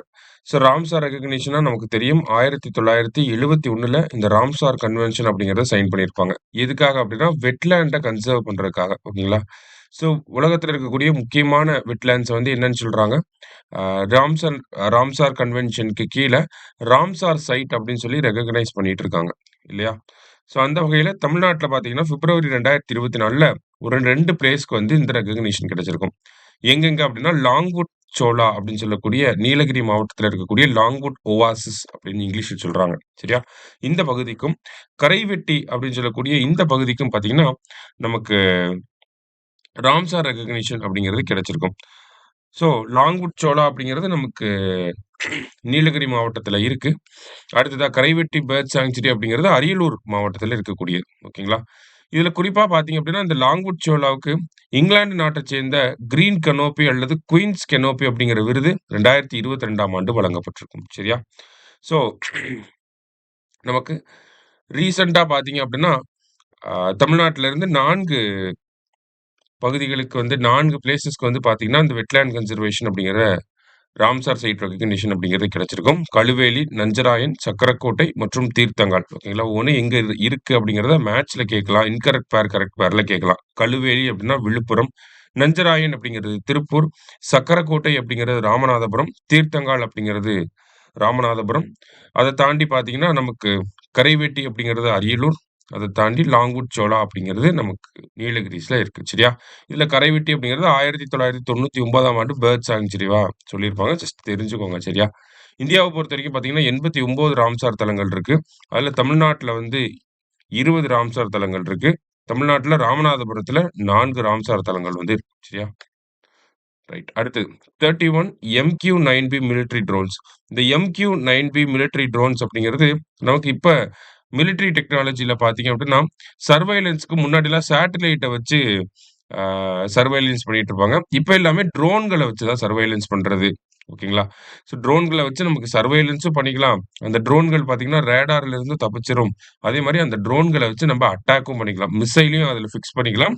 அந்த ட்ரோன வச்சு நம்ம அட்டாக்கும் பண்ணிக்கலாம். ஸோ அந்த மாதிரி ட்ரோன்ஸ வந்து உருவாக்குறதுல உலக நாடுகள் எல்லாமே வந்து போட்டி போட்டு உருவாக்கிட்டு இருக்காங்க. அந்த வகையில இந்தியாவுக்கு அமெரிக்கா என்ன பண்ண போறாங்க அப்படின்னு பார்த்தீங்கன்னா, MQ-9B அப்படிங்கிற இந்த ட்ரோன் வகைகள நமக்கு வழங்க போறாங்க. கிட்டத்தட்ட 31 ட்ரோன்ஸ வந்து வழங்க போறாங்க. ஸோ இந்த ட்ரோன்கள பொறுத்தவரைக்கும் பார்த்தீங்கன்னா, நமக்கு கிட்டத்தட்ட நான் ஸ்டாப்பா ஒரு 40 மணி நேரத்துக்கு பறக்கக்கூடிய கெப்பாசிட்டி ஓகேங்களா? எண்ட்யூரன்ஸ் அப்படின்னு சொல்லி சொல்லுவாங்க. ஓகேவா? எண்ட்யூரன்ஸ் வந்து பார்த்தீங்கன்னா, நமக்கு 40 மணி நேரம் வந்து அ இது தொடர்ச்சியா பறந்துட்டே இருக்கும். அதே மாரி எல்லா கிளைமேட்லயும் ஒர்க் ஆகும். கரெக்ட்டா ஷூட் பண்ணும். இந்த மாதிரி பல அட்வான்டேஜஸ் இருக்கு. அதனால தான் இந்தியா அமெரிக்காட்ட இருந்து அத வாங்குறாங்க. சரியா? ஸோ MQ-9B ட்ரோன்ஸ்னா யார்கிட்ட இருந்து வாங்குறோம் அப்படிங்கிறத கேட்பாங்க. அமெரிக்கா கிட்ட இருந்து வாங்குறோம். சரியா? அடுத்தது பாரத் அரிசி. ஸோ போன வருஷம் பார்த்தீங்கன்னா, அந்த உணவு அ அ ப உணவு பணவீக்கம் அப்படிங்கிறது ஃபுட் இன்ஃப்ளேஷன் அப்படிங்கிறது அதிகமா இருந்துச்சு. ஸோ இத கண்ட்ரோல் பண்றதுக்காக மத்திய அரசாங்கம் என்ன பண்ணியிருப்பாங்க அப்படின்னா, பாரத் ரைஸ், பாரத் ஆட்டா, பாரத் தால் அப்படிங்கிற மாரியான 3 விஷயங்கள அறிமுகப்படுத்தியிருப்பாங்க. சரியா? ஸோ பாரத் ரைஸ், பாரத் ஆட்டா, பாரத் தால் இது எல்லாமே பார்த்தீங்கன்னா, ரொம்ப கம்மியான விலையில மார்க்கெட்ல என்ன விலையில விக்கிறாங்களோ, அதோட ரொம்ப கம்மியா விக்கிறதுக்காக கொண்டு வந்திருப்பாங்க. பாரத் அரிசிய பொறுத்தவரைக்கும் பார்த்தீங்கன்னா, ரூ. 29ல பாரத் ஆட்டானா கோதுமை கிட்டத்தட்ட 27.50 அப்படிங்கிற அந்த ஒரு ரேட்ல குடுத்திருப்பாங்க. பாரத் தால் அதாவது சென்னா ஓகேங்களா? இத வந்து ரூ. 60க்கு குடுத்திருப்பாங்க. ஓகேவா? இது எல்லாமே பார்த்தீங்கன்னா, 5 கிலோ, 10 கிலோ பேக்ஸ்ல வந்து 5 கேஜியா குடுப்பாங்க. இல்ல 10 கேஜியா குடுப்பாங்க. இத வந்து நம்ப இ-காமர்ஸ் வெப்சைட்லயே வந்து ஆர்டர் பண்ணிக்கலாம் அப்படிங்கிறத சொல்லியிருந்தாங்க. இத யாரு இம்ப்ளிமெண்ட் பண்றாங்க அப்படிங்கிறது தான் நமக்கு தேவ. யாருன்னா, national agriculture cooperative marketing federation of India, NAFED and NCCF national consumer cooperative federation of India அவங்க. அடுத்தது சென்ட்ரல் கவர்ன்மென்ட்டோட கேந்திரியா பாந்தர் அப்படின்னு சொல்லக்கூடிய இந்த மையங்களும் இத வித்துட்டு இருக்கு. சரியா? ஸோ தேசிய இந்திய தேசிய வேளாண் கூட்டுறவு சந்தைப்படுத்துதல் கூட்டமைப்பு. அதான் NAFED சரிங்களா? அடுத்ததா பார்த்தீங்கன்னா, இந்திய தேசிய கூட்டுறவு கூட்டமைப்பு அப்படிங்கிற இவங்க 2 பேரும் தான் முக்கியமா. அதே மாரி பார்த்தீங்கன்னா, கேந்திரிய பாந்தர்லயும் வைக்கப்படுது. அடுத்தது டிராஃபிக் கன்ஜெஷன பத்தி ஆம்ஸ்டர்டாம் நெதர்லாண்டோட கேப்பிட்டலா இருக்கக்கூடிய ஆம்ஸ்டர்டாம்ல இருக்கக்கூடிய நிறுவனம் தான் டாம் அப்படிங்கிற நிறுவனம். இவங்க ஒவ்வொரு வருஷமும் பார்த்தீங்கன்னா, எந்தெந்த சிட்டில எல்லாம் டிராஃபிக் கன்ஜெஷன் அதிகமா இருக்கு அப்படிங்கிறத ஸ்டடி பண்ணுவாங்க. அந்த வகையில இந்த வருஷம் பிரிட்டனோட லண்டன்ல பார்த்தீங்கன்னா, வேர்ல்டுலயே மோஸ்ட் கன்ஜஸ்டட் சிட்டி ஓகேங்களா? டிராஃபிக் கன்ஜெஷன் அதிகமா இருக்கக்கூடிய சிட்டியா வந்திருக்கு. இந்தியாவ பொறுத்தவரைக்கும் பார்த்தீங்கன்னா, கர்நாடகா ஓகேங்களா? இந்தியாவுடைய கர்நாடகால இருக்கக்கூடிய பெங்களூரு 6வது இடத்துல இருக்கு. சரியா? பெங்களூரு 6வது இடத்துல, பூனே வந்து 7வது இடத்துல இருக்கு. இத மட்டும் தெரிஞ்சுக்கிட்டா போதும். சரியா? நெக்ஸ்ட் கனித்தமிழ் கான்ஃபரன்ஸ், கனித்தமிழ் மாநாடு. 25 வருஷம் கழிச்சு இந்தியாவுல தமிழ்நாட்டுல கனித்தமிழ் மாநாடு அப்படிங்கிறது நடத்தப்பட்டிருக்கு. சரிங்களா? இத யாரு நடத்தியிருப்பாங்க அப்படின்னா, தமிழ் விர்ச்சுவல் அகாடமி தான் நடத்தியிருப்பாங்க. ஃபர்ஸ்ட் இதுதான் கேட்பாங்க. யார் நடத்துனாங்க அப்படின்னு சொல்லி. தமிழ் விர்ச்சுவல் அகாடமி தான் நடத்தியிருப்பாங்க. சென்னையில தான் நடந்திருக்கும். சரிங்களா? ஸோ கனித்தமிழ் கான்ஃபரன்ஸ்னா என்னன்னா, அ இப்ப இருக்கக்கூடிய டெக்னாலஜிய தமிழ் மொழியோட எப்படி ரிலேட் பண்ணலாம்? இப்ப ஏஐ அப்படிங்கிற டெக்னாலஜி இருக்கு. மெஷின் லேர்னிங் அப்படிங்கிற டெக்னாலஜி இருக்கு. இதையும் தமிழ் மொழியையும் எப்படி ரிலேட் பண்ணி இன்டகிரேட் பண்ண முடியும்? அப்படிங்கிறத பத்தி டிஸ்கஸ் பண்றதுக்காக தான் இந்த கனித்தமிழ் மாநாடுகள் வந்து நடத்தப்படுது. சரியா? ஸோ அந்த கனித்தமிழ் மாநாடு 2024ல நடந்தனால கனித்தமிழ் 24 அப்படின்னு சொல்லி குடுத்துருக்காங்க. ஸோ இதுல பார்த்தீங்கன்னா, ரிசர்ச் ஆர்டிக்கிள் வந்து பப்ளிஷ் பண்ணியிருப்பாங்க. அந்த ரிசர்ச் ஆர்டிக்கிள் பேர் என்ன அப்படின்னா, கனிக்கோவை அப்படின்னு சொல்றாங்க. அதே மாரி கனித்தொகை அப்படின்னு சொல்லி இன்னொரு மேகசினையுமே வந்து ரிலீஸ் பண்ணியிருந்திருப்பாங்க. சரியா? கனிக்கோவை, கனித்தொகை அப்படிங்கிறது இந்த மாநாட்டுல ரிலீஸ் பண்ணாங்க அப்படிங்கிறத நம்ம தெரிஞ்சுக்கணும்.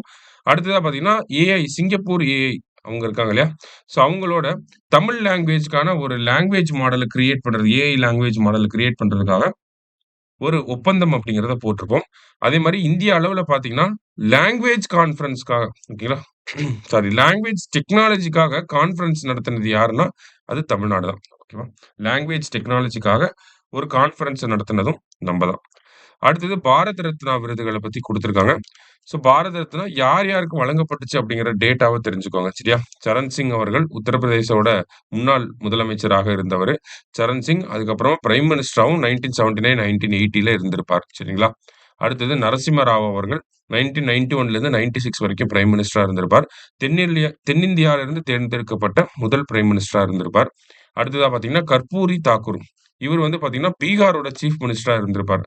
அடுத்ததா எல்.கே. அத்வானி அவர்கள். இவரு தான் பார்த்தீங்கன்னா, இந்தியாவுல 50வது பாரத ரத்னா விருதாளர். சரிங்களா? எல்.கே. அத்வானிய பொறுத்தவரைக்கும் பார்த்தீங்கன்னா, மத்த ஆட்கள் எல்லாருமே இந்தியால பொறந்திருப்பாங்க. எல்.கே. அத்வானி பார்த்தீங்கன்னா, பாகிஸ்தான்ல பொறந்த நபராக இருந்திருப்பார். சுதந்திரத்துக்கு முன்னாடி பாகிஸ்தான் அந்த பகுதியில வந்து பிறந்திருப்பாரு. அதுக்கப்புறமா இந்தியாவுக்கு வந்திருப்பாங்க. சரியா?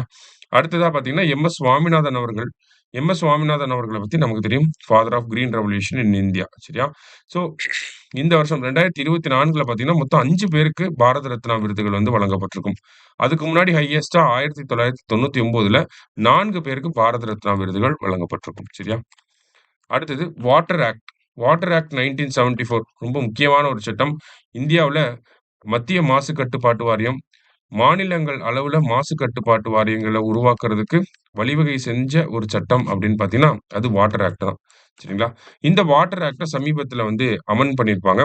என்ன அப்படின்னு பார்த்தீங்கன்னா, வாட்டர் ஆக்ட்ல ஒரு சில சின்ன சின்ன தப்புகளுக்கு கூட மைனர் வயலேஷன்ஸ்க்கு கூட என்ன பண்ணுவாங்க அப்படின்னா, சிறை தண்டனை அப்படிங்கிறத வச்சிருந்தாங்க. ஒரிஜினல் ஆக்ட்ல. இல்ல சிறை தண்டனை குடுக்கப்படும் அப்படிங்கிறத சொல்லியிருப்பாங்க. ஆனா, இப்ப அந்த அமெண்ட்மென்ட்ட வந்து போன வருஷம் பண்ணியிருப்பாங்க. அதுல இந்த மாரி சின்ன சின்ன அஃபென்சஸ் பண்றதுக்கு வந்து ஃபைன் வந்து போடப் போறாங்க. ஓகேங்களா? சிறை தண்டனைக்கு பதிலா ஃபைன் வந்து போடப் போறாங்க. அதே மாதிரி இன்னொரு விஷயம் என்ன அப்படின்னு பார்த்தீங்கன்னா, சென்ட்ரல் கவர்ன்மெண்ட் வந்து ஒரு முக்கியமான சேஞ்ச் வந்து பண்ணியிருக்காங்க. ஒவ்வொரு மாநிலத்திலயும் மாநில மாசு கட்டுப்பாட்டு வாரியம் இருக்கு இல்லையா?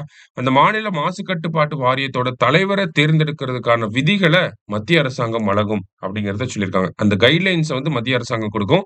அந்த கைட்லைன்ஸ பேஸ் பண்ணி தான் ஒரு சேர்பெர்சன மாநில அரசாங்கம் செலக்ட் பண்ணணும்.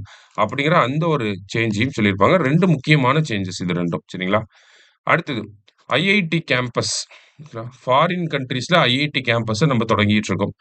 முதல்ல பார்த்தீங்க அப்படின்னா, ஐஐடி மெட்ராஸ் அவங்களோட கேம்பஸ டான்சானியா அப்படிங்கிற நாட்டுல இருக்கக்கூடிய ஜான்சிபார் அப்படிங்கிற பகுதியில செட்டப் பண்ணியிருப்பாங்க. சரியா? அடுத்ததா பார்த்தீங்க அப்படின்னா, ஐஐடி டெல்லி வந்து அவங்களோட கேம்பஸ வந்து அபுதாபில வந்து செட்டப் பண்ணியிருக்காங்க. ஐஐடி டெல்லி, அபுதாபில வந்து அவங்களோட கேம்பஸ் செட்டப் பண்ணியிருக்காங்க. அதுக்கப்புறமா இப்ப மறுபடியும் 3வது கேம்பஸா ஐஐடி மெட்ராஸ் வந்து இலங்கையோட கண்டி அப்படிங்கிற சிட்டில வந்து செட்டப் பண்ண போறாங்க. ஓகேவா? ஸோ அந்த செய்தி தான் இங்க குடுத்திருக்காங்க. அடுத்தது யுபிஐ சர்வீசஸ். நம்மளோட யுபிஐ அப்படிங்கிற இந்த சர்வீஸ வந்து ஸ்ரீலங்காலயும், மொரீஷியஸ்லயும் நம்ம போன வருஷம் லான்ச் பண்ணியிருக்கோம். அதே மாரி பார்த்தீங்கன்னா, பிரான்ஸோட ஈஃபில் டவர்ல யுபிஐ பேமெண்ட் சர்வீஸ் அப்படிங்கிறத நம்ம இன்ட்ரோடியூஸ் பண்ணியிருக்கோம். அந்த செய்திய இங்க குடுத்திருக்காங்க. சரியா? அடுத்தது கிராமி விருதுகள் அப்படிங்கிறத பார்த்தீங்கன்னா, நமக்கு மியூசிக்ல வழங்கக்கூடிய மிகப்பெரிய விருது அப்படின்னு பார்த்தீங்கன்னா, இந்த கிராமி அவார்ட்ஸ் சரிங்களா? மியூசிக்ல எப்படி ஆஸ்கர் அவார்ட் வந்து ஒவ்வொரு படத்துக்குலாம் குடுக்குறாங்களோ, அந்த மாரி மியூசிக்காக குடுக்கக்கூடிய விருது, மியூசிக் ஆல்பம்க்காக குடுக்கக்கூடிய விருது தான் இந்த கிராமி விருதுகள் அப்படின்னு சொல்றோம். ஓகேங்களா? ஸோ போன வருஷம் கிராமி விருதுகள் எங்க நடந்துச்சு அப்படின்னா, லாஸ் ஏஞ்சல்ஸ்ல அமெரிக்கால இருக்கக்கூடிய லாஸ் ஏஞ்சல்ஸ்ல வந்து நடந்திருக்கும். சரிங்களா? இதுல இந்தியாவ சேர்ந்த சக்தி இசைக்குழு, சக்தி மியூசிக் குரூப். இதுல வந்து இந்தியன்ஸும் இருப்பாங்க, ஃபாரினர்ஸும் வந்து இருப்பாங்க. ஸோ இந்த குரூப்போட திஸ் மொமெண்ட் அப்படிங்கிற மியூசிக் ஆல்பம்க்கு பெஸ்ட் ஆல்பம் அப்படிங்கிற கிராமி விருது வழங்கப்பட்டிருக்கும். ஓகேவா? ஸோ இந்த மியூசிக் குரூப்ல யாரெல்லாம் இருப்பாங்க அப்படின்னு பார்த்தீங்கன்னா, ஜான் மெக்லாலின், அடுத்தது ஜாகிர் ஹுசைன், சங்கர் மகாதேவன், செல்வ கணேஷ் விநாயகரம், அப்புறம் கணேஷ் ராஜகோபாலன் இந்த மாதிரியான இந்தியன்ஸும் இந்த மியூசிக் பேண்ட்ல இருக்காங்க. இதுக்கு முன்னாடி பார்த்தீங்கன்னா, 1967ல ரவிசங்கர் அவர்களுக்கு தான் முதல்ல ஒரு கிராமி விருது வழங்கப்பட்டிருக்கும். ரவிசங்கர் யாருன்னா, கிட்டார் வாசிக்கக்கூடிய கிட்டாரிஸ்ட் சரிங்களா? அடுத்தது cancellation of election donation bonds அப்படின்னு சொல்லி குடுத்திருக்காங்க. அதாவது என்னன்னா, எலக்டோரல் பாண்ட்ஸ் அப்படின்னு சொல்லுவாங்க. சரிங்களா? தேர்தல் நன்கொடை பத்திரங்கள் கேள்விப்பட்டிருப்பீங்க. இந்த தேர்தல் நன்கொடை பத்திரங்கள் அப்படிங்கிறத பார்த்தீங்கன்னா, நமக்கு அரசியல் கட்சிகளுக்கு நன்கொடை வழங்குவதற்காக உருவாக்கப்பட்ட ஒரு விஷயம் தான். 2017ல இன்ட்ரோடியூஸ் பண்ணியிருப்பாங்க. 2018ல இருந்து நடைமுறைக்கு வந்த ஒரு விஷயம். ஓகேங்களா? எலக்டோரல் பாண்ட்ஸ் அப்படிங்கிறது. ஸோ இந்த எலக்டோரல் பாண்ட்ஸ் வந்து பார்த்தீங்கன்னா, ம் கான்ஸ்டிடியூஷன்க்கு எதிராக இருக்கு. Article 19 sub clause 1, sub clause ஏக்கு எதிராக இருக்கு அப்படின்னு சொல்லி உச்சநீதிமன்றம் போன வருஷம் இந்த எலக்டோரல் பாண்ட்ஸ் அப்படிங்கிற இந்த விஷயத்த தடை பண்ணியிருப்பாங்க. இல்ல நல் அண்ட் வாய்ட் அப்படின்னு சொல்லி சொல்லியிருப்பாங்க. ஓகேவா? ஸோ எலக்டோரல் பாண்ட்ஸ பத்தி நம்ம தெரிஞ்சுக்கணும். ஓகேங்களா? பேக்கிரவுண்ட் வந்து தெரிஞ்சுக்கணும். ஓகேவா? எலக்டோரல் பாண்ட்ஸ் அப்படிங்கிறது ஒரு அ ஒரு பாண்ட் பத்திரம் தான். ஓகேங்களா? ரூ. 1000 இருக்கும், ரூ. 10,000 இருக்கும், ரூ. 1,00,000 இருக்கும், ரூ. 10,00,000 இருக்கும், ரூ. 1,00,00,000 இருக்கும். ஓகேங்களா? இதுதான் டினாமினேஷன்ஸ். 1000, 10,000, 1,00,000, 10,00,000, ரூ. 1,00,00,000 இருக்கும். சரிங்களா? ஸோ ஒரு இந்தியன் சிட்டிசன் வந்து வாங்கி இந்தியால இருக்கக்கூடிய ஒரு அரசியல் கட்சிக்கு நம்ம குடுக்க முடியும். சரிங்களா? யாருகிட்ட இருந்து வாங்கணும் அப்படின்னா, எஸ்பிஐ கிட்ட இருந்து தான் வாங்கணும். யாருகிட்ட குடுக்கலாம் அப்படின்னா, மக்கள் பிரதிநிதித்துவ சட்டம் 1951க்கு கீழ ரிஜிஸ்டர் பண்ணப்பட்ட பதிவு செய்யப்பட்ட ரிஜிஸ்டர்ட் பொலிட்டிக்கல் பார்ட்டிஸ்க்கு தான் வந்து நம்மனால குடுக்க முடியும். சரிங்களா? செக்ஷன் 29 ஏக்கு கீழ இருக்கக்கூடிய ரிஜிஸ்டர்ட் பொலிட்டிக்கல் பார்ட்டிஸ் ஓகேங்களா? Registered and recognised political parties ஓகேங்களா?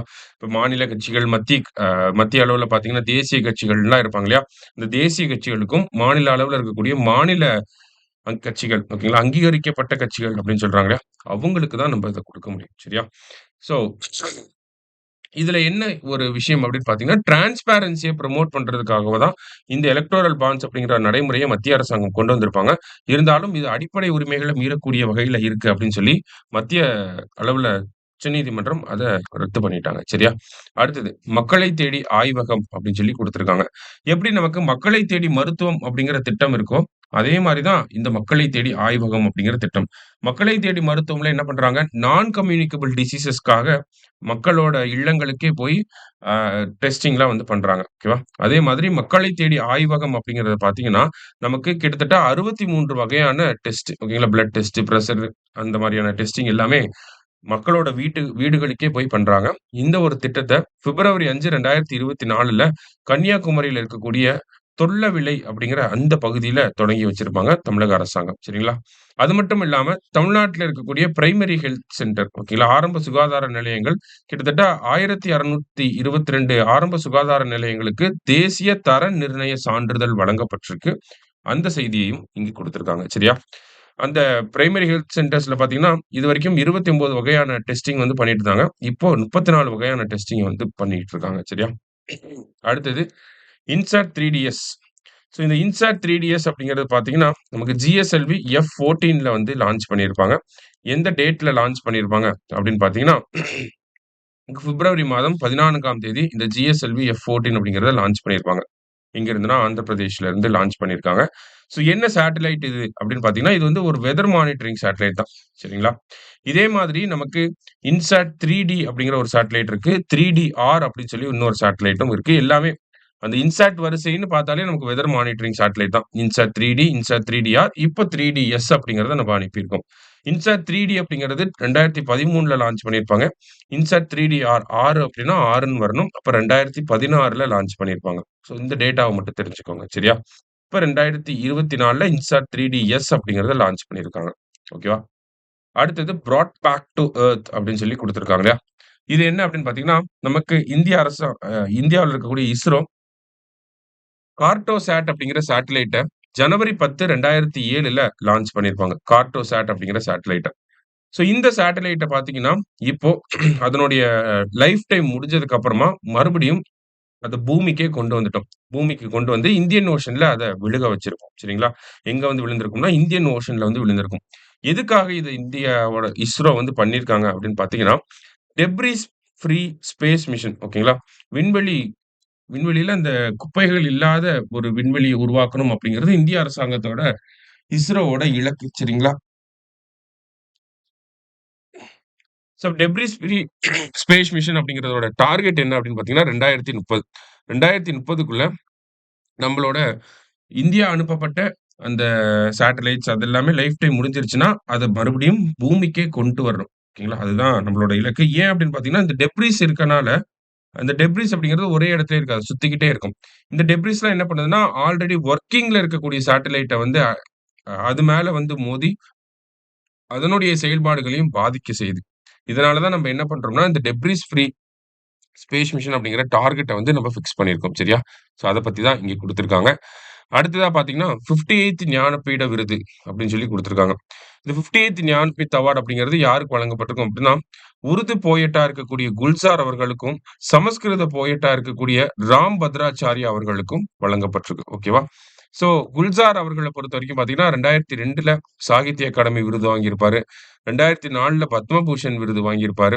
அதே மாரி வந்து இவரு படங்களையும் நெறைய டைரக்ட் பண்ணியிருக்காரு. அதனால அவருக்கு தாதா சாஹிப் பால்கே விருது 2013ல வழங்கப்பட்டிருக்கும். சரிங்களா? குல்சார் அவர்களுக்கு. இதே ராம் பத்ராச்சாரியா அவர்கள் வந்து பார்த்தீங்கன்னா, ஒரு ம் ஒரு ரிலிஜியஸ் பெர்சன் சரிங்களா? சின்ன வயசுலயே இவருக்கு ஐசைட் வந்து போயிருக்கும். அவர் வந்து 2 மாசம் பொறந்த 2 மாசத்திலேயே இருந்தாலும் இவர் வந்து 22 மொழிகள்ல வந்து புலமை வாய்ந்த நபராக இருக்காரு. இவருக்கு மத்திய அரசாங்கம் 2015ஆம் ஆண்டு பத்ம விபூஷன் விருது வழங்கியிருக்காங்க. சரியா? ஸோ இந்த வருஷம் ஞானபீட விருது அப்படிங்கிறது பார்த்தீங்கன்னா, 2024ல நமக்கு ஹிந்தி சமஸ்கிருதம் மற்றும் உருது மொழிகளுக்கு வழங்கப்பட்டிருக்கு. குல்சார் அப்படிங்கிறது Urdu poet. And then Ram Bhadrachari அவர்கள் வந்து பார்த்தீங்கன்னா, நமக்கு சமஸ்கிருத எழுத்தாளராக இருக்கார். சரிங்களா? இந்த ஞானபீட விருது தான் இந்தியாவிலேயே ஹையஸ்ட் லிட்டரரி அவார்ட். ஸோ ஆப்ஷன்ல வந்து ஹையஸ்ட் லிட்டரரி அவார்டுன்னு குடுத்துட்டு, ஞான்பீத் அவார்டு, சாகித்ய அகாடமி விருது 2மே இருந்துச்சுன்னா, அங்க நம்ப ஞானபீட விருத தான் போடணும். சரிங்களா? இந்த வருஷத்துக்கான விருது யாருக்கு வழங்கப்பட்டிருக்கு? 2025ல 59வது ஞானபீட விருது வினோத் குமார் சுக்லா அப்படிங்கிற இவருக்கு வழங்கப்பட்டிருக்கு. இவரு வந்து பார்த்தீங்கன்னா, ஹிந்தி மொழியில எழுதக்கூடிய ஒரு எழுத்தாளர். சரிங்களா? இந்த விருதுகள வாங்கக்கூடிய நபர்களுக்கு ரூ. 11,00,000 வந்து பரிசு தொகை. அது இல்லாம வாசுதேவி அப்படிங்கிற ஒரு ஸ்டாச்சு வந்து குடுப்பாங்க. அதே மாரி சைட்டேஷன் அப்படிங்கிறதையும் குடுப்பாங்க. நெக்ஸ்ட் வந்து பார்த்தீங்கன்னா, ban on sale of cotton candy in Tamil Nadu. அதாவது தமிழ்நாட்டுல பார்த்தீங்கன்னா, இந்த பஞ்சு மிட்டாய்கள்ல வந்து கெமிக்கல் வந்து கலக்குறாங்க அப்படிங்கிற ஒரு குற்றச்சாட்டு வைக்கப்பட்டுச்சு. ஓகேங்களா? ஸோ அத தமிழ்நாடு அரசாங்கமும் வந்து ஆய்வு செஞ்சிருப்பாங்க. ஆய்வு செஞ்சதுல என்ன தெரிஞ்சது அப்படின்னு பார்த்தீங்கன்னா, நமக்கு இந்த பஞ்சு மிட்டாய்கள்ல வந்து ஆ ரோடமைன் பி அப்படிங்கிற ஒரு ஆர்ட்டிபிஷியல் டை ஓகேங்களா? இது வந்து சாயப்பட்டறைகள்ல தான் வந்து பயன்படுத்துவாங்க. ஓகேங்களா? ட்ரெஸ்ஸ வந்து ஆர்ட்டிபிஷியலா கலர் கொண்டு வரதுக்காக இந்த ரோடமைன் பி அப்படிங்கிறத பயன்படுத்துவாங்க. ஸோ இந்த ரோடமைன் பிய பஞ்சு மிட்டாய்கள்ல பயன்படுத்துறாங்க அப்படிங்கிற தகவல் வந்து வெளியாயிருந்துச்சு. ஓகேங்களா? பிங்க் கலர்ல பஞ்சு மிட்டாய கொண்டு வரதுக்காக இந்த ரோடமைன் பிய பயன்படுத்துறாங்க அப்படிங்கிறது தகவல் வந்துச்சு. அதனால இந்த மாரி ரோடமைன் பி அப்படிங்கிறத பயன்படுத்தக்கூடாது அப்படிங்கிறத தமிழக அரசாங்கம் உத்தரவா வெளியிட்டிருந்திருப்பாங்க. அதே மாரி பார்த்தீங்கன்னா, அதுக்கு அடுத்த மாசமே லிக்விட் நைட்ரஜனையும் வந்து நம்பளோட உணவுப் பொருட்கள்ல பயன்படுத்தக்கூடாது அப்படிங்கிறத சொல்லியிருப்பாங்க. லிக்விட் நைட்ரஜன பயன்படுத்துனாங்கன்னா, நமக்கு இந்த பிஸ்கட்ஸ்லாம் சாப்பிடுறப்போ புகை வர மாதிரியான ரீல்ஸ்லாம் பார்த்திருப்பீங்க இல்லையா? ஸோ அதுதான் அந்த லிக்விட் நைட்ரஜன தான் அதுல பயன்படுத்துவாங்க.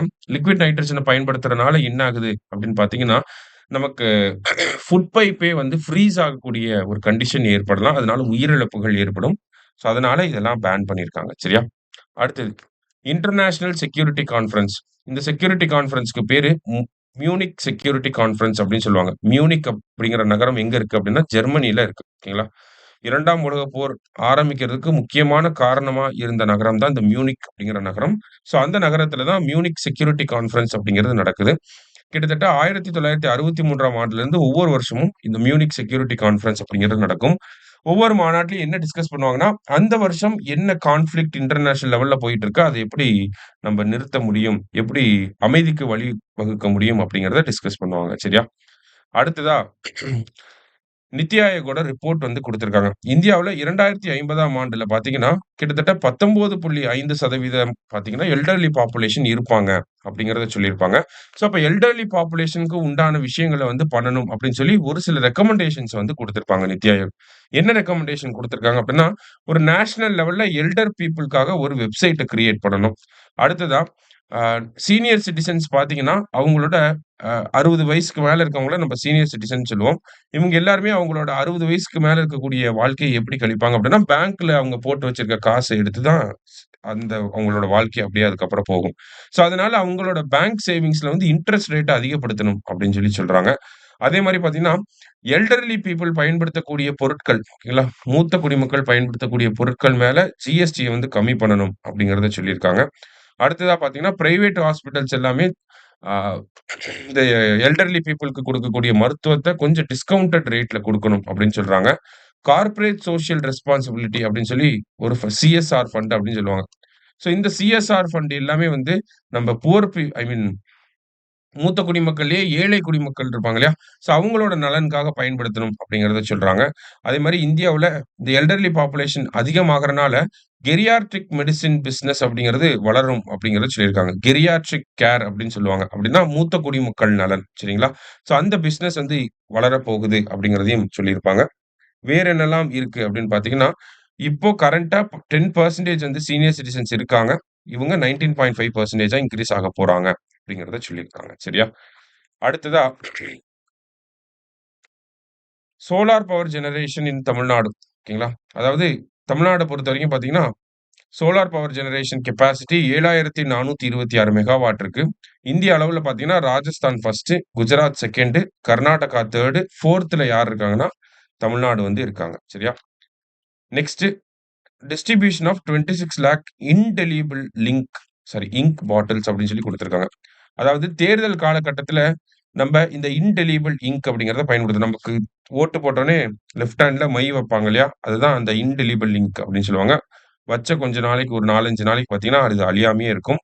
இந்த கள்ள ஓட்டுகள போடுறத தடுக்கிறதுக்காக அத கொண்டு வந்திருப்பாங்க. அதுல என்ன கெமிக்கல் யூஸ் பண்றாங்க அப்படிங்கிறத கேட்பாங்க கேட்டா. சரியா? ஸோ என்ன கெமிக்கல் அப்படின்னா, சில்வர் நைட்ரேட் அப்படிங்கிற கெமிக்கல் வந்து யூஸ் பண்றாங்க. இத உருவாக்குனது யார் அப்படின்னு பார்த்தீங்கன்னா, central industrial research national physical laboratory அப்படிங்கிற இவங்க தான் வந்து இத உருவாக்கியிருக்காங்க. சரியா? அடுத்தது 100% எஃப்டிஐ இன் ஸ்பேஸ் இண்டஸ்ட்ரி அப்படின்னு சொல்லி குடுத்திருக்காங்க. ஸோ ஒரு சில துறைகள்ல பார்த்தீங்கன்னா, அரசாங்கம் வந்து இந்த ஃபாரின் டைரக்ட் இன்வெஸ்ட்மென்ட் அப்படிங்கிறத 49% வச்சிருப்பாங்க. ஒரு சில துறைகள்ல வந்து 100% இந்த மாரி அலோவ் பண்ணுவாங்க. அந்த மாரி ஸ்பேஸ் இண்டஸ்ட்ரியில வந்து பார்த்தீங்கன்னா, 100% வந்து அலோவ் பண்ணியிருக்காங்க. சமீபத்தில பார்த்தீங்கன்னா, இந்த வருஷம் பட்ஜெட்ல 2025 பட்ஜெட்ல இன்சூரன்ஸ் செக்டார்ல வந்து 100% வந்து அலோவ் பண்றோம் அப்படின்னு சொல்லியிருந்தாங்க. ஸோ இந்த மாரி ஒரு ஒரு சில செக்டார்ஸ்ல 100% விடுவாங்க. ஒரு சில செக்டார்ஸ்ல 100% விடமாட்டாங்க. அத மட்டும் தெரிஞ்சுக்கோங்க. சரியா? அடுத்தது global state of democracy report அப்படிங்கிற இந்த ரிப்போர்ட் பார்த்தீங்கன்னா, 2016லேருந்து நமக்கு வந்துகிட்டு இருக்கு. அதுல இந்தியாவோட ரேங்க் வந்து பார்த்தீங்கன்னா, போன வருஷம் 2023ல 62வது இடத்துல இருந்திருப்போம். இப்போ 2024ல குளோபல் ஸ்டேட் ஆஃப் டெமோக்ரசி ரிப்போர்ட்ல நம்ம 66வது இடத்துல இருக்கோம். சரிங்களா? நெக்ஸ்ட் ட்ராய் ரெக்கமெண்டேஷன் அப்படின்னு சொல்லி குடுத்திருக்காங்க. ஸோ ட்ராயோட recommendation telecom regulatory authority of India என்ன சொல்லியிருக்காங்கன்னா, இப்ப நமக்கு அன்னோன் நம்பர்லேருந்து கால் வந்துச்சுன்னா, அது யாரு பண்றாங்க அப்படிங்கிற யாரோட ஃபோன்ல இருந்து நமக்கு கால் வருது அப்படிங்கிற அவங்களோட பேருமே நமக்கு டிஸ்ப்ளே ஆகும். ஸோ அந்த மாதிரியான ஒரு விஷயத்த இம்ப்ளிமெண்ட் பண்ணலாம் அப்படின்னு சொல்லி ரெக்கமெண்டேஷன குடுத்திருக்காங்க. சரியா? ஸோ அததான் என்னன்னு சொல்றாங்கன்னா, காலர் நேம் பிரசன்டேஷன் அப்படின்னு சொல்லி சொல்லுவாங்க. ஓகேவா? புதுசா ஒரு காலர் நமக்கு கால் பண்றாங்க அப்படின்னா, யாரு ஃபோன் பண்றாங்க அப்படிங்கிறத நம்ம முன்கூட்டியே தெரிஞ்சுக்க முடியும். நம்ம ஸ்க்ரீன்லயே அது வந்து அப் அப் அப்டேட் ஆயிரும். சரிங்களா? எப்படி ட்ரூ காலர்ல அப்டேட் ஆகுதோ, அதே மாரியான ஒரு விஷயம் தான் காலர் நேம் பிரசன்டேஷன் அப்படிங்கிறது. ஸோ ட்ரூ காலர் இருக்கிற மொபைல்ல வந்து பார்த்தீங்கன்னா, அது வந்துரும். ட்ரூ காலர்ஸ் இல்லாத மொபைல்லயுமே அத வந்து கொண்டு வரணும். பொதுவாவே இந்தியா ஃபுல்லா அத கொண்டு வரணும் அப்படிங்கிறதுக்காக இத சொல்லியிருக்காங்க. So telecom regulatory authority of India 1997ல அவங்களுக்கான சட்டம் கொண்டு வரப்பட்டு 20 பிப்ரவரி 1997ல உருவாக்கப்பட்ட ஒரு அமைப்பாக இருக்கு. இவங்களோட ஹெட் குவார்ட்டர்ஸ் எங்க இருக்குன்னா, நியூ டெல்லில இருக்கு. சரியா? அடுத்தது longest cable stayed bridge in country. ஓகேங்களா? கேபிள் ஸ்டேய்டு பிரிட்ஜ் அப்படின்னா, நமக்கு இந்த மாரி கேபிள்ல இருக்கக்கூடிய கேபிளால ரன் ஆகக்கூடிய ஒரு பிரிட்ஜா இருக்கும். ஓகேங்களா? கேபிளால தாங்கி பிடிச்சிருப்பாங்க. நெறைய இடத்துல பார்த்திருப்பீங்க. ஓகேவா? ஸோ இந்த மாரி லாங்கஸ்ட் பிரிட்ஜ் எங்க பில்ட் பண்ணியிருக்காங்க அப்டின்னா, குஜராத்ல நமக்கு துவாரகாலருந்து ஓக்கா அப்படிங்கிற அந்த பகுதி வரைக்கும் இருக்கக்கூடிய அந்த கனெக்டிவிட்டிய வந்து கேபிள் ஸ்டேய்டு பிரிட்ஜா கனெக்ட் பண்ணியிருக்காங்க. ஸோ அதோட லென்த் வந்து பார்த்தீங்கன்னா 2.23 கிலோமீட்டர். இதுக்கு வந்து பேர் என்ன வச்சிருக்காங்கன்னா, சுதர்சன் சேது அப்படின்னு சொல்லி பேர் வச்சிருக்காங்க. அடுத்தது சிக்கிம்ல ரயில்வே ஸ்டேஷன் அப்படின்னு சொல்லி குடுத்திருக்காங்க.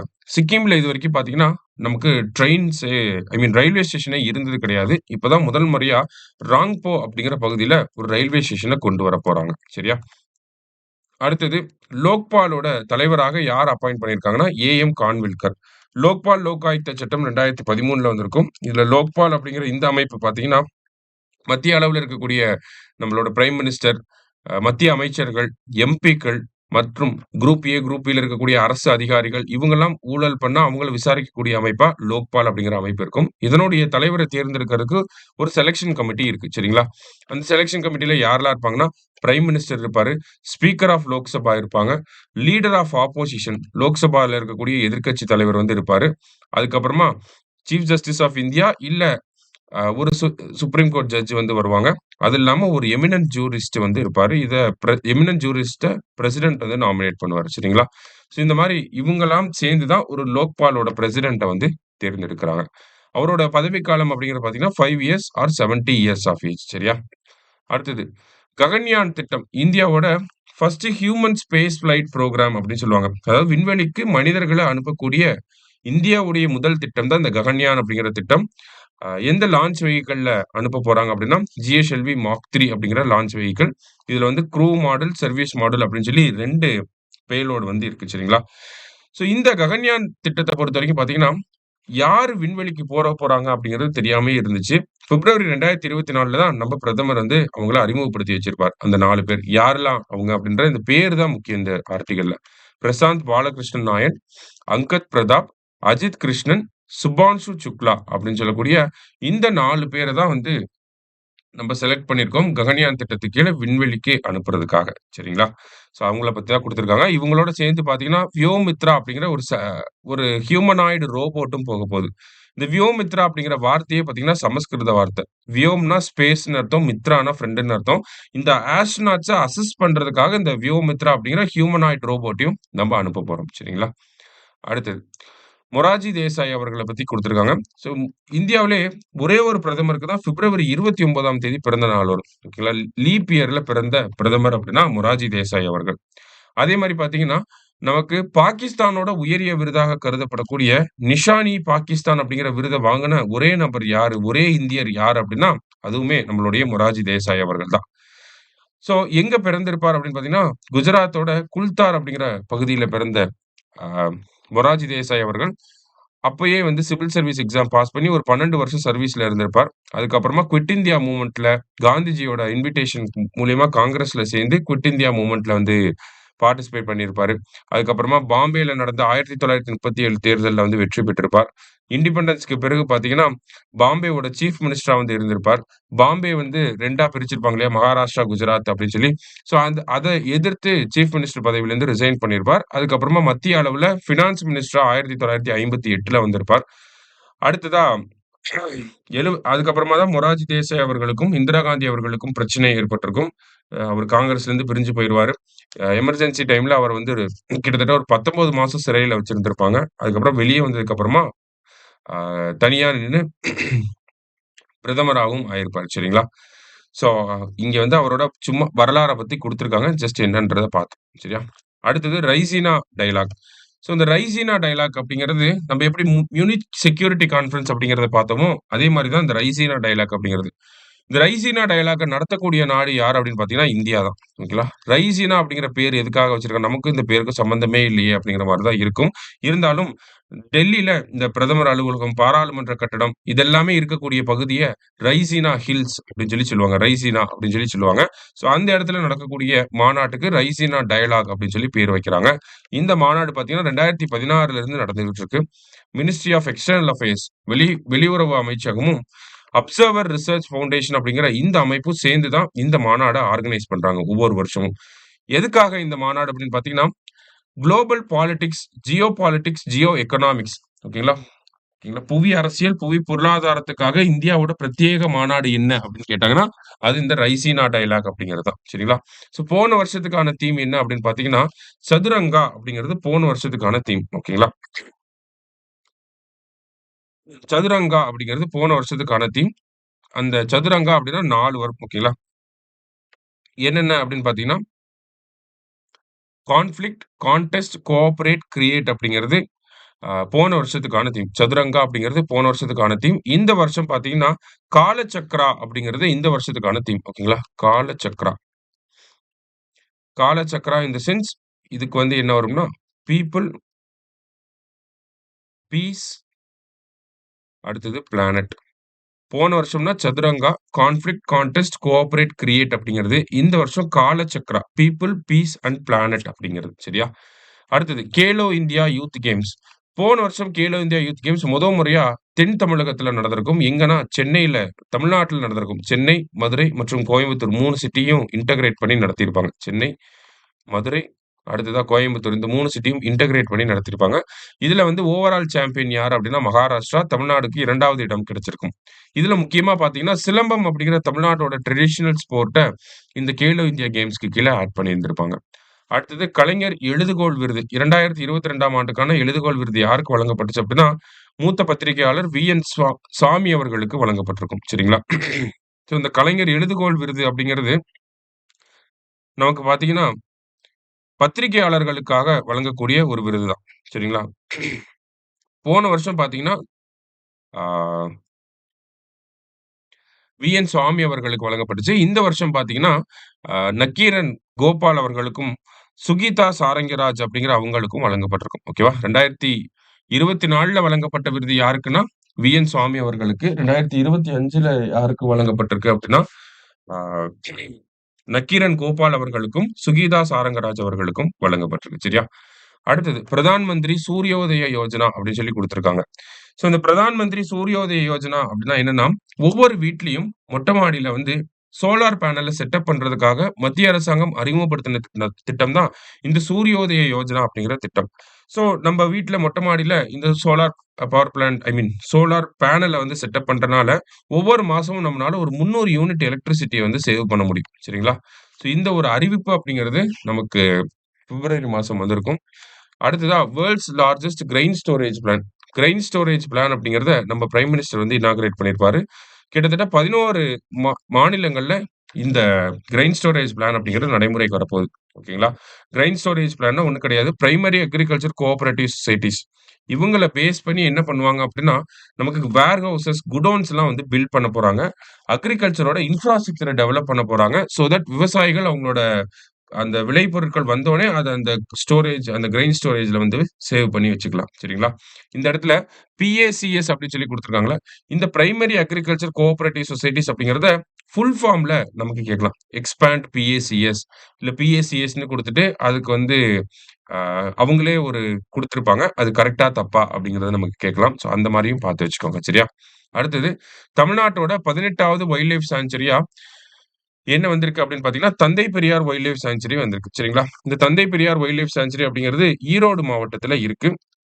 நீலகிரி பயோஸ்பியர் ரிசர்வையும், காவேரி சவுத் வைல்ட் லைஃப் சாங்சுரியும் லிங்க் பண்றது தான் இந்த தந்தை பெரியார் வைல்ட் லைஃப் சாங்சுரி அப்படிங்கிறத தமிழக அரசாங்கம் சொல்லியிருப்பாங்க. சரியா?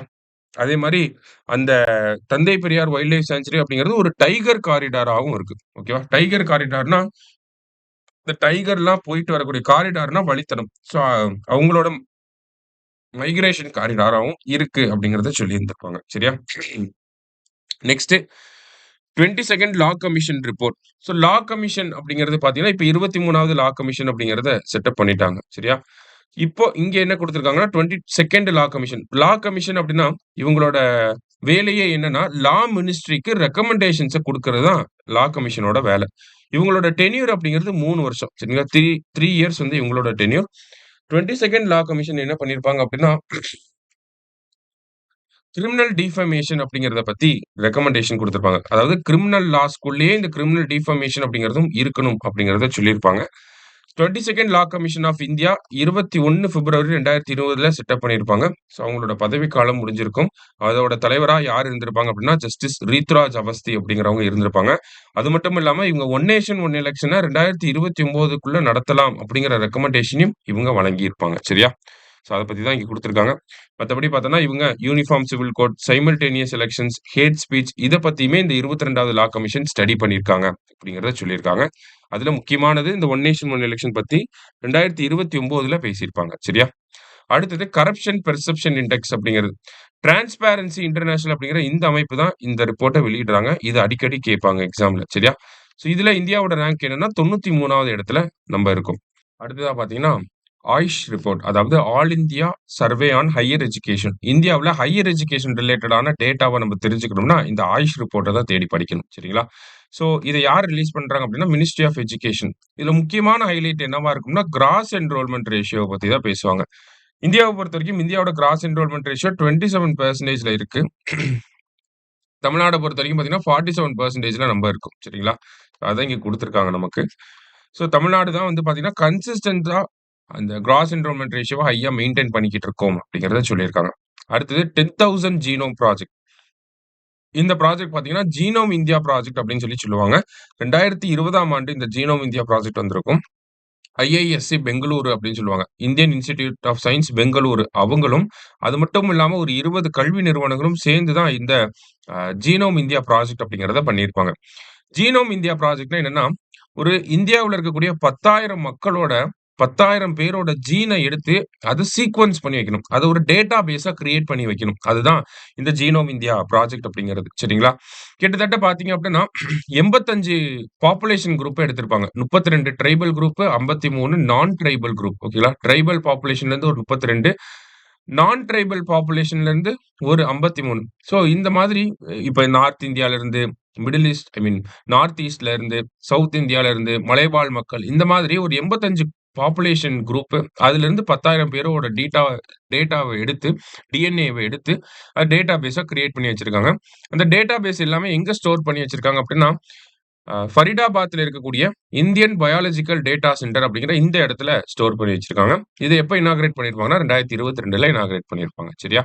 அடுத்தது தமிழ்நாடு பஞ்சாயத்து சட்டம் 2023ல திருத்தம் கொண்டு தமிழ்நாடு பஞ்சாயத்து சட்டம் அப்படிங்கிறது 1994ல வந்திருக்கும். அத 2023ல திருத்தம் பண்ணி என்ன பண்ணியிருக்காங்கன்னா, ஸ்டேட் எலக்ஷன் கமிஷனர் இருக்காங்க இல்லையா? இப்ப ஜோதி நிர்மலா சாமி அவர்கள் இருக்காங்க. ஸ்டேட் எலக்ஷன் கமிஷன் அப்படின்னா ஆர்டிகிள் 243 243 சரிங்களா? இந்த ஸ்டேட் எலக்ஷன் கமிஷன் என்ன பண்ணியிருக்காங்கன்னா, அவங்களோட பதவி காலத்த வந்து மாத்திருக்காங்க. 5 or 6 year or 65 years of age அப்படின்னு சொல்லி திருத்தம் கொண்டு வந்திருக்காங்க. ஓகேங்களா? 5 ஆர் 6 இயர்ஸ் ஒண்ணு 5 வருஷம் இல்ல 6 வருஷம் ஆர் எல்ஸ் 65 வயசு வரைக்கும். சரிங்களா? ஸோ இப்படி அவங்களோட பதவி காலத்த திருத்தம் பண்ணியிருக்காங்க. சரியா? அடுத்தது தமிழ்நாட்டோட first mini Tidel park. Mini Tidel park எங்க வந்திருக்கு அப்படின்னு பார்த்தீங்கன்னா, நமக்கு விழுப்புரம் மாவட்டத்துல வந்திருக்கு அப்படிங்கிற செய்திய குடுத்திருக்காங்க. சரியா? டைடல் பார்க் அப்படிங்கிறது 2000ல வந்திருக்கும். மினி சென்னையில தான் ஃபர்ஸ்ட் டைடல் பார்க் வந்திருக்கும். மினி டைடல் பார்க் விழுப்புரம்ல வந்திருக்கு. அடுத்ததா பார்த்தீங்கன்னா, தமிழ்நாடு பட்ஜெட். ஓகேங்களா? பிப்ரவரி மாசம்னு பார்க்கிறப்ப, நமக்கு ஏன் இந்த டாக்குமெண்ட் இந்த மாசம் மட்டும் பெருசா இருக்குன்றத யோசிச்சிருப்பீங்க. கண்டிப்பா. ஸோ பிப்ரவரி மாசத்துல தான் தமிழ்நாடு பட்ஜெட்டும், அக்ரி பட்ஜெட்டும் 2ம் வந்திருக்கும். ஓகேங்களா? ஸோ அதனால தான் இந்த டாக்குமெண்ட் வந்து நம்ம டீப்பா பார்க்க வேண்டியதா இருக்கு. ஸோ தமிழ்நாடு பட்ஜெட்ட பொறுத்தவரைக்கும் பார்த்தீங்கன்னா, 2024, 25 பட்ஜெட்ல ஒரு 7 தீம் வந்து குடுத்திருப்பாங்க. ஓகேவா? ஸோ இந்த 7 தீம குடுத்து, இதுல எது வரும், வராது அப்படிங்கிறத கேட்கறதுக்கு நெறைய வாய்ப்புகள் வந்து இருக்கு. ஓகேங்களா? ஸோ குடுத்திருக்காங்க பாருங்க. சோசியல் ஜஸ்டிஸ் சமூக நீதி அப்படிங்கிறது. அடுத்தது வெல்ஃபேர் ஆஃப் த மார்ஜினலைஸ்ட் கடைக்கோடி தமிழர் நலன். அடுத்தது transforming Tamil youth as global achievers உலகை வெல்லும் இளைய தமிழகம் அப்படிங்கிறது. அடுத்தது நாலேஜ் எக்கானமி அப்படின்னா அறிவுசார் பொருளாதாரம். அடுத்தது equality focused on welfare of women அதாவது சமத்துவ நோக்கில் மகளிர் நலம் அப்படிங்கிறது. அடுத்தது தாய் தமிழும் தமிழர் பண்பாடும் கிரீன் growth அண்ட் சாரி பசுமை வழி பயணம் அப்படின்னு சொல்லுவாங்க. அடுத்ததா தான் நமக்கு பார்த்தீங்கன்னா, தமிழ் லாங்குவேஜ் அண்ட் கல்ச்சர் அப்படின்னு சொல்லி இருக்கும். இந்த தமிழ் லாங்குவேஜ் அண்ட் கல்ச்சர் தான் தாய் தமிழும், தமிழர் பண்பாடும் அப்படின்னு சொல்லி சொல்றோம். சரிங்களா? ஸோ இதுல டாப் 3 செக்டார்ஸ் எங்கெல்லாம் அலோகேஷன் இருக்கு அப்படிங்கிறத சொல்லியிருக்காங்க. அது ஜஸ்ட் பார்த்துக்கோங்க. ஸோ இங்க பார்த்தீங்கன்னா, கனித்தமிழ் மாநாடு பத்தி பேசியிருப்பாங்க. தமிழ் லாங்குவேஜ்ன்னு பார்க்கிறப்ப 8 இடங்கள்ல அகழ்வாராய்ச்சிகள் நடக்கப் போகுது. அத பத்தின செய்திய குடுத்திருப்பாங்க. இத கரெக்ட் பேர், இன்கரெக்ட் பேர்ல கேட்பாங்க. சரியா? சிவகங்கையில இருக்கக்கூடிய கீழடி, விருதுநகர்ல இருக்கக்கூடிய வேம்பக்கோட்டை, புதுக்கோட்டையில இருக்கக்கூடிய பொற்பனை கோட்டை, திருவண்ணாமலையில இருக்கக்கூடிய கீழ்நமண்டி, தென்காசியில இருக்கக்கூடிய திருமாலபுரம், திருப்பூர்ல இருக்கக்கூடிய கொங்கல் நகர், கடலூர்ல இருக்கக்கூடிய மருங்கூர், கிருஷ்ணகிரியில இருக்கக்கூடிய சென்னானூர். கண்டிப்பா கேட்பாங்க. ஓகேவா? இதே மாரி இந்த பட்ஜெட்ல இந்த பிப்ரவரி 2025 டாக்குமெண்ட் எடுத்து பார்த்தீங்கன்னா, அதுல ஒரு 8 பிளேஸ் குடுத்திருப்பாங்க.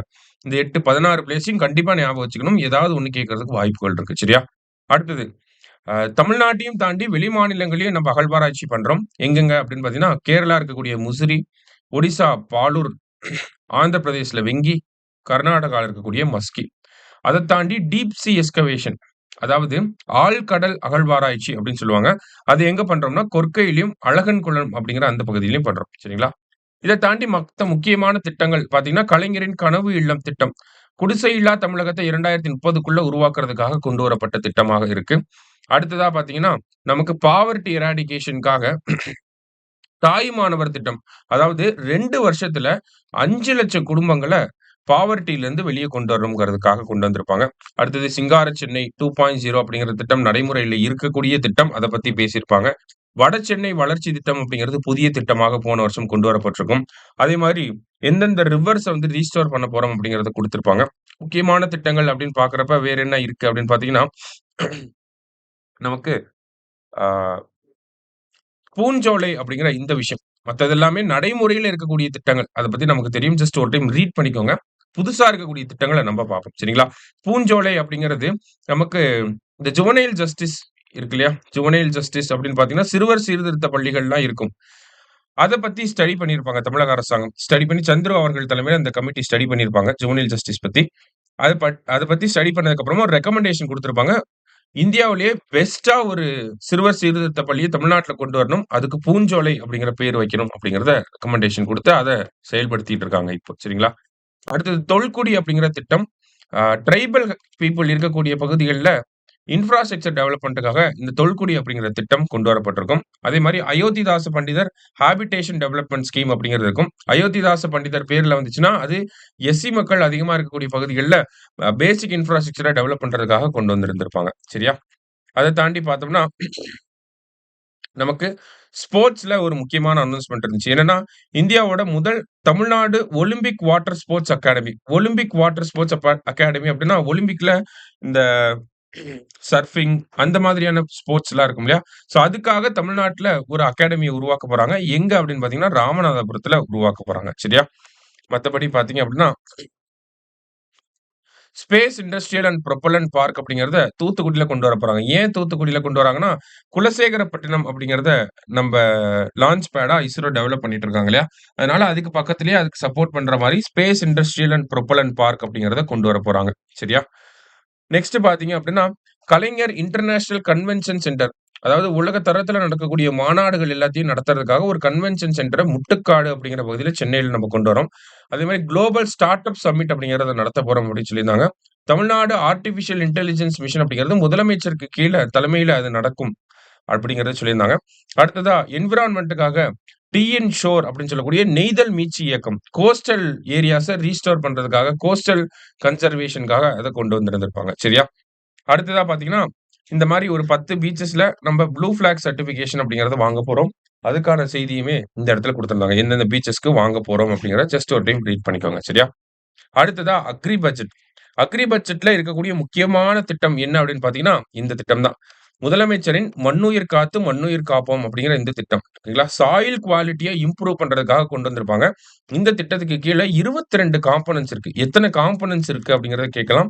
22 காம்போனன்ட்ஸ் வந்து இந்த திட்டத்துக்கு கீழ இருக்கு. சரிங்களா? அத தாண்டி பார்த்தீங்கன்னா, ஒவ்வொரு அந்த "மண்ணுயிர் காத்து மண்ணுயிர் காப்போம்" அப்படிங்கிற திட்டத்துக்கு கீழயே ஒவ்வொரு organic farming, model organic farming அப்படிங்கிறத கொண்டு வரப்போறாங்க. ஓகேங்களா? அதாவது ஆர்கானிக் ஃபார்மிங்க எப்படி பண்ணணும்? என்ன மாரியான டெக்னிக்ஸ்லாம் பயன்படுத்தணும்? அப்படிங்கிறது விவசாயிகளுக்கு சொல்லி தர்றதுக்காக, ஒரு மாடல் ஆர்கானிக் ஃபார்ம் அப்படிங்கிறத கொண்டு வரப்போறாங்க. அடுத்தது ஹனி புரொடக்ஷன் ஹப் அப்படிங்கிறது கன்னியாகுமரியில வரப்போகுது. சரிங்களா? மத்தபடி பார்த்தீங்க அப்படின்னா, புதிய திட்டங்களாக இருந்தது இந்த விஷயங்கள் தான். புதிய திட்டங்களாக இருந்தது என்னன்னா, இந்த அறிவிப்புகள கண்டிப்பா நமக்கு இந்த தடவ எதிர்பார்க்கலாம். சரிங்களா? முல்லை கார்டன் அப்படிங்கிறது வெள்ளிமலை, கன்னியாகுமரியில வரப்போகுது. மருதம் பார்க் அப்படிங்கிறது திருமலை சமுத்திரம், தஞ்சாவூர்ல வரப்போகுது. சரிங்களா? திருமலை சமுத்திரம் எங்க இருக்குன்னா, தஞ்சாவூர்ல வரப்போகுது. அடுத்தது சன் கார்டன் அப்படிங்கிறது கன்னியாகுமரியில வரப்போகுது. ஹைபிஸ்கஸ் அப்படின்னா நம்ம இந்த செவ்வந்தி பூ அப்படின்னு சொல்லுவாங்க இல்லையா? இந்த ஹைபிஸ்கஸ் அப்படிங்கிறது சாரி செம்பருத்தி ஹைபிஸ்கஸ்னா சரியா? ஸோ அது வந்து எங்க வரப்போகுது அப்படின்னா, ஆத்தூர், செங்கல்பட்டுல வரப்போகுது. மாநில அரசாங்கத்தோட ஹார்ட்டிகல்ச்சர் ஃபார்ம் அப்படிங்கிறது நடுவக்குறிச்சியில வரப்போகுது. அடுத்ததா பார்த்தீங்கன்னா, jackfruit value addition centre ஓகேங்களா? அது எங்க வரப்போகுது அப்படின்னு பார்த்தீங்கன்னா, பண்ருட்டியில வரப்போகுது. பண்ருட்டி அப்படிங்கிறது நமக்கு இந்த ஜாக் ஃப்ரூட்டுக்கு ஃபேமஸான ஒரு ரீஜன் சரிங்களா? அடுத்தது technology come market promotion centre அப்படிங்கிறது பெரம்பலூர்ல வரப்போகுது. ஸோ இது அப்படியே நமக்கு கரெக்ட் பேர், இன்கரெக்ட் பேர்ல கேட்கறதுக்கு வாய்ப்புகள் இருக்கு. ரொம்ப முக்கியமான ஒரு விஷயம் இது. சரிங்களா? அடுத்ததா பார்த்தீங்கன்னா, ஒரு சில ப்ராடக்ட்ஸ்க்கு நம்ம ஜிஐ டாக் வாங்க போறோம் அப்படிங்கிறத சொல்லியிருந்தோம். ஓகேங்களா?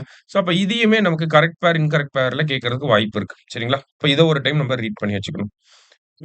நெக்ஸ்ட் பார்த்தீங்க அப்படின்னா, நமக்கு department of seed certification and organic certification அப்படிங்கிறத ரீநேம் பண்ணியிருப்பாங்க. ஓகேங்களா? எப்படி ரீநேம் பண்ணியிருக்காங்கன்னா, விதை சான்றளிப்பு மற்றும் உயிர்ம சான்றளிப்பு துறை அப்படின்னு சொல்லி ரீநேம் பண்ணியிருக்காங்க. மத்தபடி பார்த்தீங்கன்னா, ஓகே இதெல்லாம் தான் முக்கியமான விஷயங்களா இருந்துச்சு. ஸோ, அடுத்ததா பார்த்தீங்கன்னா, இங்க இம்பார்ட்டன்ட் டேஸ் அப்படிங்கிறதையும் நமக்கு குடுத்துருக்காங்க. சரியா? பட்ஜெட்ட பொறுத்தவரைக்கும் பார்த்தீங்கன்னா, முக்கியமான அனவுன்ஸ்மென்ட்ட மட்டும் எடுத்து பார்த்தா போதும். எல்லாமே பட்ஜெட்ட பொறுத்தவரைக்கும் நடைமுறையில இருக்கக்கூடிய திட்டங்களும் இருக்கும். புதிய திட்டங்களும் இருக்கும். ஓகேவா? நமக்கு எக்ஸாம்ல பார்த்தீங்கன்னா, புதிய திட்டங்கள ஃபோக்கஸ் பண்ணுவாங்க. ஸோ, நம்மளுமே நடைமுறையில இருக்க திட்டங்கள யூனிட் 9ல படிச்சிருப்போம். புதிய திட்டங்கள நல்லா பார்த்து வச்சுக்கோங்க. இந்த மாரி ஊர் பேர் வர்றது எல்லாத்தையும் நல்லா பார்த்து வச்சுக்கோங்க. அதுதான் கரெக்ட் பேர், இன்கரெக்ட் பேர்ல எல்லாம் நமக்கு கேட்பாங்க. சரியா? ஸோ, நல்லா பிரிப்பேர் பண்ணுங்க. All the best. Suresh IAS academy வெற்றியின்